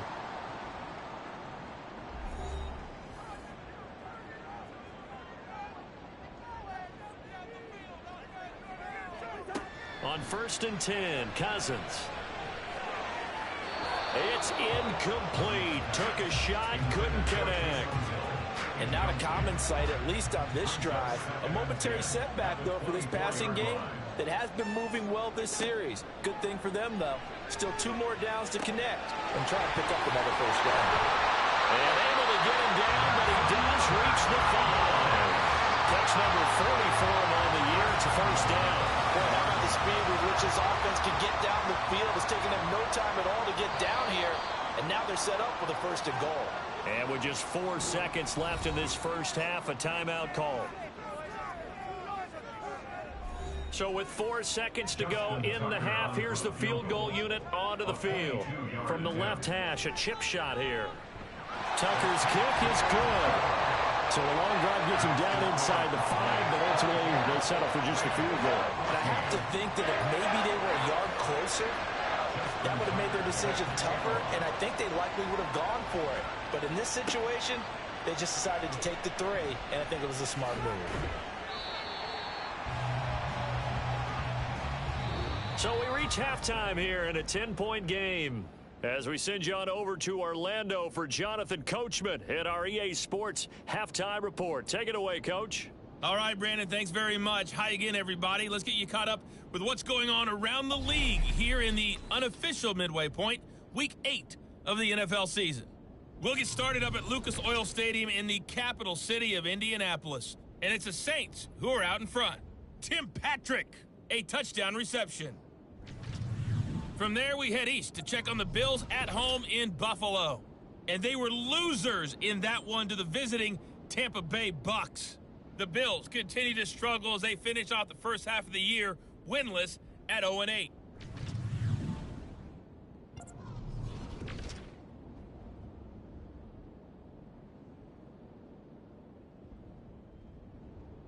It was a strong first half for the veteran quarterback, Kirk Cousins. He's got a touchdown pass on the ledger as his guys were able to build a double-digit lead. We saw a couple of high-octane offenses getting it done in the first half. Both teams had no problems moving the football. And you'd have to think, the team whose defense shows up in the second half is going to be the one who walks out of here with a victory. Here's Hardman on the return. And he'll be tackled just shy of the 25. Out come the Cowboys now as they'll go on offense first here in this third quarter. And they've got the lead, CD. What do you expect from them in this second half? Well, I like what they were able to do on the ground in the first half because they had a lot of success running the ball, and I certainly think we'll see more of that. But I'd keep an eye on that defense, and I think their coaches up in the box will do the exact same thing. If they start to see 1 or 2 guys start to creep towards the line of scrimmage, that'll be licensed to take some shots downfield. It's now 2nd and 6. Now a second down throw for Cousins. And that is incomplete here. That was well played, but that was also an example of a corner who understands his coverage, realized he had support behind him, and could be a little more aggressive in the shorter zone, and did exactly that, knocking that pass away. And now the third down throw incomplete as well. Well, it's too early to figure out what kind of adjustments this defense made at halftime, but that's a good start to the second half. They cannot afford to give up more points and fall further behind, so well done to force the punting situation here. On fourth down, the punt team is on as this is sent away. And call that an even 50 yards on the punt with 7 on the return. And the Rams will go on offense here with a 1st and 10. Now we take a glance at the offense as they work their way back out for their first possession of the second half. We have not seen much on offense here from either side these last few drives. We've hit a wall, so to speak. And have hit it hard, haven't we? Because the defenses right now, they seem to be a step ahead, don't they? Beating them to the point of attack, beating them to the punch. These offensive guys are tinkering like crazy. What's it going to take to get back on track? Yeah, both sides searching for adjustments. And he's able to get this one up to his 30 before he's out of bounds. This offense in desperate need of a conversion as they come up on third down. To throw his Carr. He had him. He was open, but he couldn't get it to him. It's incomplete. Looks like another empty possession offensively. And you're at that point in the game where you can't afford too many more of these. So this is going to require some heavy thinking on the sideline to figure out what they can do to crack this defense. That's taken on the 25. They'll get 9 yards on the return there following a punt of 42. And they will take over 1st and 10. And now Dallas gets set to take the field. This crew had to punt last time they had the ball, but when you've got a lead like this, you content to play the field position game? You are to an extent, especially if you like your defense, because you have the lead, you've been controlling the game. But why put them in a tougher spot? You want to get out there and get something done on offense and maybe take command of this game yourself. And this was a nice example of an offensive coordinator scheming his guy open, just a little underneath route, just trying to free up some space, and it worked awfully well. Got him not just space, but plenty of room to run after the catch to pick up really nice yardage. So one play, and they're already just shy of midfield. Cousins. It's caught. Lockett. And that's good for a gain of 6, and that'll make it second down. He went in route there from the slot for the completion. Love how he runs his routes because it's all setting up your defender. Give him a little something one way, take it the other way. Head and shoulder fake. Sometimes you make one step to the outside, then break it inside. Really well run route. And this is incomplete. Oh, he looked like he had a pretty good line on that one. That would have been a big play, but he could not pull it in. Again, it's Cousins. He's got his target. That's complete. This is going to be another first down as the tackle's going to be made at the Rams' 31-yard line. The drive stays intact with a pickup of 13. Line of scrimmage, the 31 now on 1st and 10. Patterson running between the tackles to the 27-yard line. I feel like I could see what he was thinking on that carry. Wanted to follow that big tackle through the hole. Ended up only getting 4 yards on the carry. I think he had designs on that one being bigger. Looking left side, and it's complete. And finally down he goes as they work it inside the 10 to the 7. 5th catch of the afternoon, and that gets him a first down. And now we get into the psychology of the whole thing because a lot of teams with a 2-score lead in the 3rd quarter, they almost become defensive with their offense, just playing not to lose. I think with this team, you got to figure at this point, this is a great spot for them to go into attack mode, really try and put the hammer down and finish this one off. Emmanuel Ogbah finding his way to the ball for a big stop there behind the line of scrimmage. So they get pushed back to the 11, and here's 2nd and goal. From the shotgun, it's Cousins. Throw left side complete. That's Hill. A touchdown saving tackle there. Now it's 3rd and goal. Brandon, perfect defense in this situation would have meant that there was an incompletion. They would have picked it off. Okay, so they gave up the completion. But I really enjoyed watching how the defense stayed in sync, stayed in great communication. And as he dragged across each zone, you see him pointing, communicating. There he is, and they passed him off to each defender. Ended up making a nice play, even though it was complete. Defense keeps him out of the end zone there. Now, will they go for it? And if so, can they do it one more time? Yeah, I just don't know if it's worth it going for it because what we've seen from the defense so far, every gap is taken care of. Everyone is sound in their coverage. No one is breaking free. And those ball carriers are getting tagged. If I were them, I'd think very hard about just taking 3 points and taking their dignity and moving on. And the ball's at the 2, spotted at the 2, so a pretty good chunk to go. And no thought of a return here for Hines. And the L.A. offense ready for this next possession. And Charles, a very uninspired effort the last time we saw them out there was a quick 3-and-out, then they punted the football. Yeah, and you never want to get stopped so soundly during a series, but what would be even worse now is letting it happen again right here. They've got to get going. And he's going to be met at the line of scrimmage and taken down. No gain on the play there, 2nd down. Now Carr. He gets that one complete to Wicks. He'll be dropped after a gain of about 6 across the 30 to the 31. This offense in desperate need of a conversion as they come up on 3rd down. Carr now to throw. He finds his man complete. It's Jenkins. And he went backwards. He'll be down at the 30. This will wind up a loss on the play, and that's going to make it 4th down. But we know the guys up front have to protect when it's a pass play, but it's really out wide. Sometimes you're going to swing a tight end or maybe even offensive tackle to get out there, but most of the time it's fellow wide receivers, and they really weren't up to the task there, were they? Do you like that call on your own side of the field? I don't mind that call at all, just about anywhere. But the key is you have to have the confidence, and then they have to execute their blocking assignments. Otherwise, you get the end result we just saw there. Good starting position for the Cowboys here as they come up 1st and 10 at their 38. Beginning on the ground with Patterson. And he is going to be stopped cold behind the line of scrimmage. He'll lose a yard there, and it's 2nd and 11. And that's exactly what offenses try to avoid by using motion and throwing different formations up. They hate when he can draw a bead on the play, get a running start, and make a big play behind the line of scrimmage as he did just there. Cousins now on 2nd down. And his throw is going to be incomplete.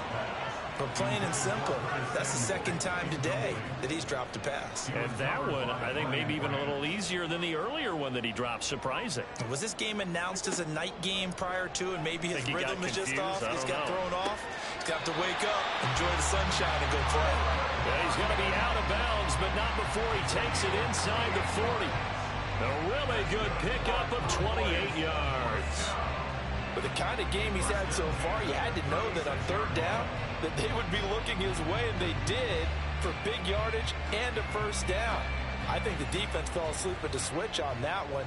I would have doubled him, tripled him, anything to keep the ball out of his hands. How about this? They'll try the option, left side. And he probably should have given that one off as he's going to get hit and taken down behind the line. 2 yards the loss, 2nd and 12. At the 38-yard line. They'll give it to Patterson. He's brought down at the 34. Call it a gain of 4. Well, you certainly have to give a little credit here because they're playing this game now at their pace. This is ball control football, sustained runs, taking their time, and making it work. So they'll get a little extra time to come up with his 3rd down play as we played 3 quarters. You are watching the NFL on EA Sports. This offense so far on 3rd down, they're at 50%, 4 for 8. This is 3rd and 9. Back now in Arlington, and that is incomplete. It's the Cowboys with the football. They'll be looking to tack onto their lead as we get set for the 4th. Now Justin Tucker's out to try the field goal, and he'll be kicking into the wind in the 4th quarter now. Tucker's kick is good, and that will extend their lead even further. So he's been automatic to this point of the season, and he connects on the field goal there. And what a luxury it is to have a kicker you can depend upon, partner, because he hasn't missed all year long. Converts on that one as well, and kudos to you. You didn't jinx him. And ultimately cannot get this out to the 25-yard line as he's dropped at the 23.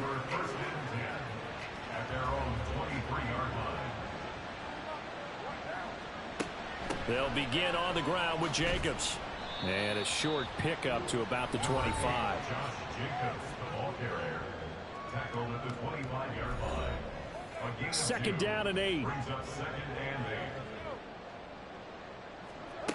Here's Carr to throw. It's caught here by Adams. A yard in the wrong direction makes 3rd down tougher. 3rd down and 9. They'll come to the line here needing 9 yards to pick up the 1st. Throwing his Carr on 3rd down.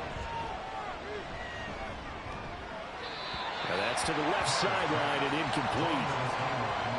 We're going to give out a little applause on that play. It has to go to the defense. More good work by them. They've taken away the passing lanes all game long, and you can see the frustration that it's causing because he just about threw that one into the 1st row. Fair catch called for and taken right near the 30-yard line. A 41-yard punt there with no return. Tyler Lockett trotting onto the field, getting set for this next drive. Let's see here, Charles. 6 catches, over 100 yards. Call that a pretty good day at the office. And I love the accumulation, the catches, the yardage. That means he's having a pretty good impact on this ball game and really helping his team out in a big way. Means he wants the football again, right? And it's funny because some of these receivers are very vocal about how much they're getting it. Others are quieter, but they still let you know, give me the ball, I'm going to make a play. And he is met at the line of scrimmage, and he goes down right there. So 7 yards from the 1st down here as they come up to the line of scrimmage. On 3rd down, Cousins. Work in the middle of the field, and he's got a man complete. And he will have a Cowboys 1st down as they're able to get the 3rd down conversion. Partner, I like that they're staying aggressive on offense because to me, this drive is what is known as a put-away drive. You score here, that might put this one to bed. I like the fact that they're playing with confidence and not playing with fear. In motion goes the tight end. Wilson with a first down carry. And a pretty big hole as he's down to about the 40. A solid run on first down. Gain of 7 leaves him with a 2nd and 3. Brings up 2nd and 3. Now Cousins. And that'll be incomplete. I think he could have scanned downfield forever, but there wasn't anything available. Ends up throwing an incompletion, and I think he'll take that. 3rd and short yardage. Cousins. Pass taken in by his big tight end. And he will have a Cowboys first down. They needed 3. He doubled that. He got 6. And the tight end is certainly a position built to move the chains because they can control space underneath. If they've got good hands, then, of course, they're a dynamic target. But one other thing is they're right in the sight lines of a quarterback on just about every play. And that makes it easier for the quarterback to pick him out and deliver. Officially, it's a 1-yard loss. That's going to bring up 2nd and 11. 2nd and 11 at the Rams' 36-yard line. And down right around the 32-yard line, 4 yards on the pickup. Brandon, I've got to think this offensive line has got some smiles on its faces. And I know it sounds crazy, but they practiced for this back in training camp. They knew they'd be in situations where it'd be extra defenders in the box coming after them, trying to keep them from locking down a game. Right now, they want to show the world they're up to the challenge. And they will touch him down, but not before he gets the first. That one goes for 29 yards on 3rd down. They have the nice cushion.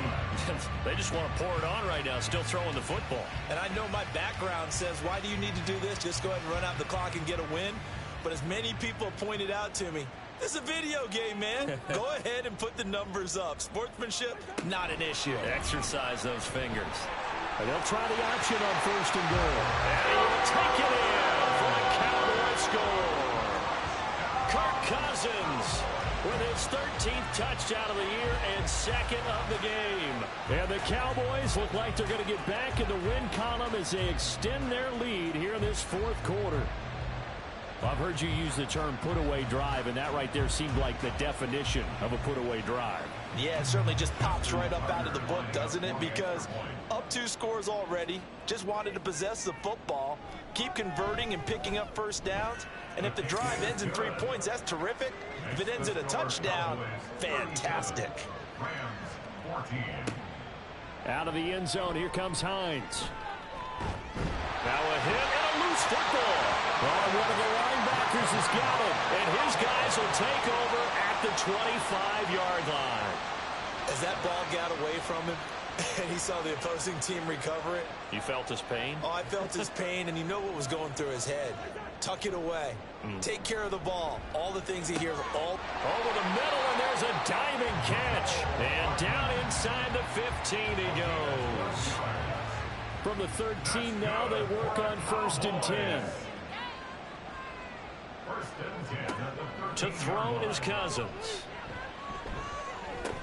Locates Hardman for another catch. Now the result here, a pickup of 8. Leaves him with 2 to go on 2nd down. From the 5, here's 2nd and 2. They'll bring a receiver in motion right. Now a fake on the jet sweep, and they'll instead run up the middle. And he is into the end zone for a Cowboy touchdown. Jeff Wilson with his 2nd touchdown of the afternoon. And the Cowboys up the lead to 4 scores now here in this 4th quarter. Tucker with the extra point. And this one was over a while ago as they just add on to that big lead. Out of the end zone, here comes Hines. And he's able to get this across the 20, but not by much as he's marked down officially at the 21. Now the Rams offense getting the football back. This one certainly has not gone according to script. You would have thought on paper that this offense would have its way here, but they certainly have not, and they trail big. After this, it figures to be a quiet trip home. Now here's a pass on 1st down that's knocked away and incomplete. Now Carr, after the incomplete pass, brings him up 2nd and 10. They'll set up a throw. And he drops it incomplete. And their struggles continue here. And now offensively it's 3rd and 10, and I'm just thinking to myself, actors always say, what's my motivation before a big scene? Right now the play caller's thinking, what have I done before? And he will go down. A Cowboys sack. Aaron Donald picks up his 2nd sack of the afternoon. Talk about two sides of the ball and cross purposes, because mercifully this game's almost over for the offense, but the defense, they still want to get a few shots in. Their front 7, they've loved this ball game. They've been able to pad their stats, and maybe some backups can get in and get a sack as well. Now here's Rigoberto Sanchez as the drive goes backwards, so he's on to punt it away. Returnable for Lockett. 7 yards on the return after a punt of 39. And we have reached the 2-minute warning. Dallas offense set for this next drive. And it would appear that the open week a week ago came just at the right time, as they have dominated the proceedings here into this 4th quarter. Now a give, running left is Wilson. And he will make his way back to where he started from, and that's all, as we will make our way to the 2-minute warning. So the Cowboys in possession of the football here as we get you reset. They've got a 2nd down now as they look to salt this one away. Another run for Wilson on 2nd. And a 5-yard gain gets him to the 42. And hold on here, because on that last run, it looks like we have a player who was shaken up. So as the medical staff takes a look, we'll step aside. On 3rd down, here's Wilson. And he'll be stopped well short. Only 2 yards there. 4th and 3. But this was just simply excellent defense. On this 3rd down, they had to be alert for the possibility of a pass, but that didn't stop them at all from understanding what was going on when they decided to run the football, and they just swarmed and stuffed them for almost no gain.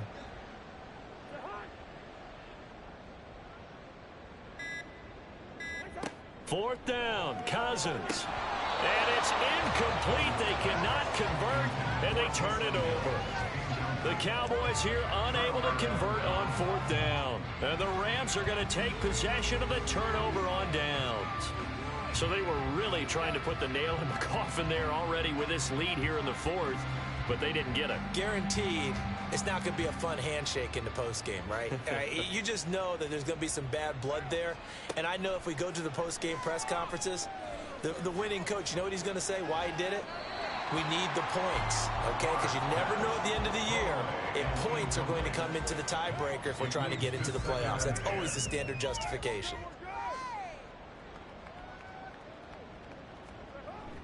They fake the handoff. Now Carr. A quick throw there is incomplete. Well, the trials and tribulations of being a quarterback in this league, it's tough. It's got to be wearing on him out there. Well, he has been sacked a number of times. He had an interception, so I'm going to give him a skosh of credit for hanging in there and trying to make something happen, despite the amount of pressure he's been under this entire game. Now yet another incompletion here as they fail to connect on 3rd. So another incompletion there. He's hitting on fewer than half his pass attempts in this one, and that is not a winning formula. Yeah, so let's make sure we give a little bit of credit to the defense here. They're giving him a lot to think about, a lot of different looks, and he seems a little bit confused trying to complete passes. So a change of possession here on the punt. And the Cowboys will be backed up to start the drive. They'll have it 1st and 10.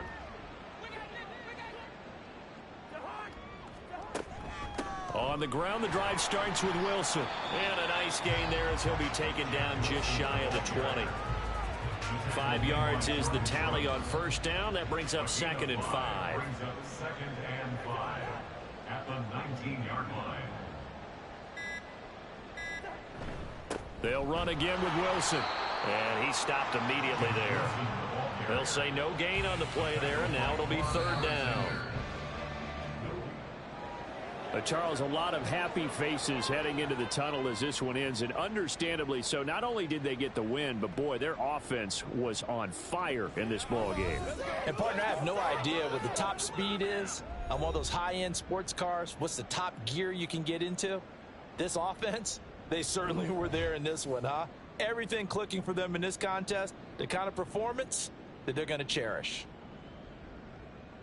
So for Dallas, it may not be too late to salvage their season as the win moves them to 2-5 now on the year. And they will hit the road next week for a date with the Philadelphia Eagles. Meanwhile, for the Rams, the loss will drop them to 6-2 now on the year. And they'll try to get back to their winning ways next week as they head to Lambeau to take on the Packers. And for Charles Davis and our entire crew, I'm Brandon Gaudin. You've been watching the NFL on EA Sports.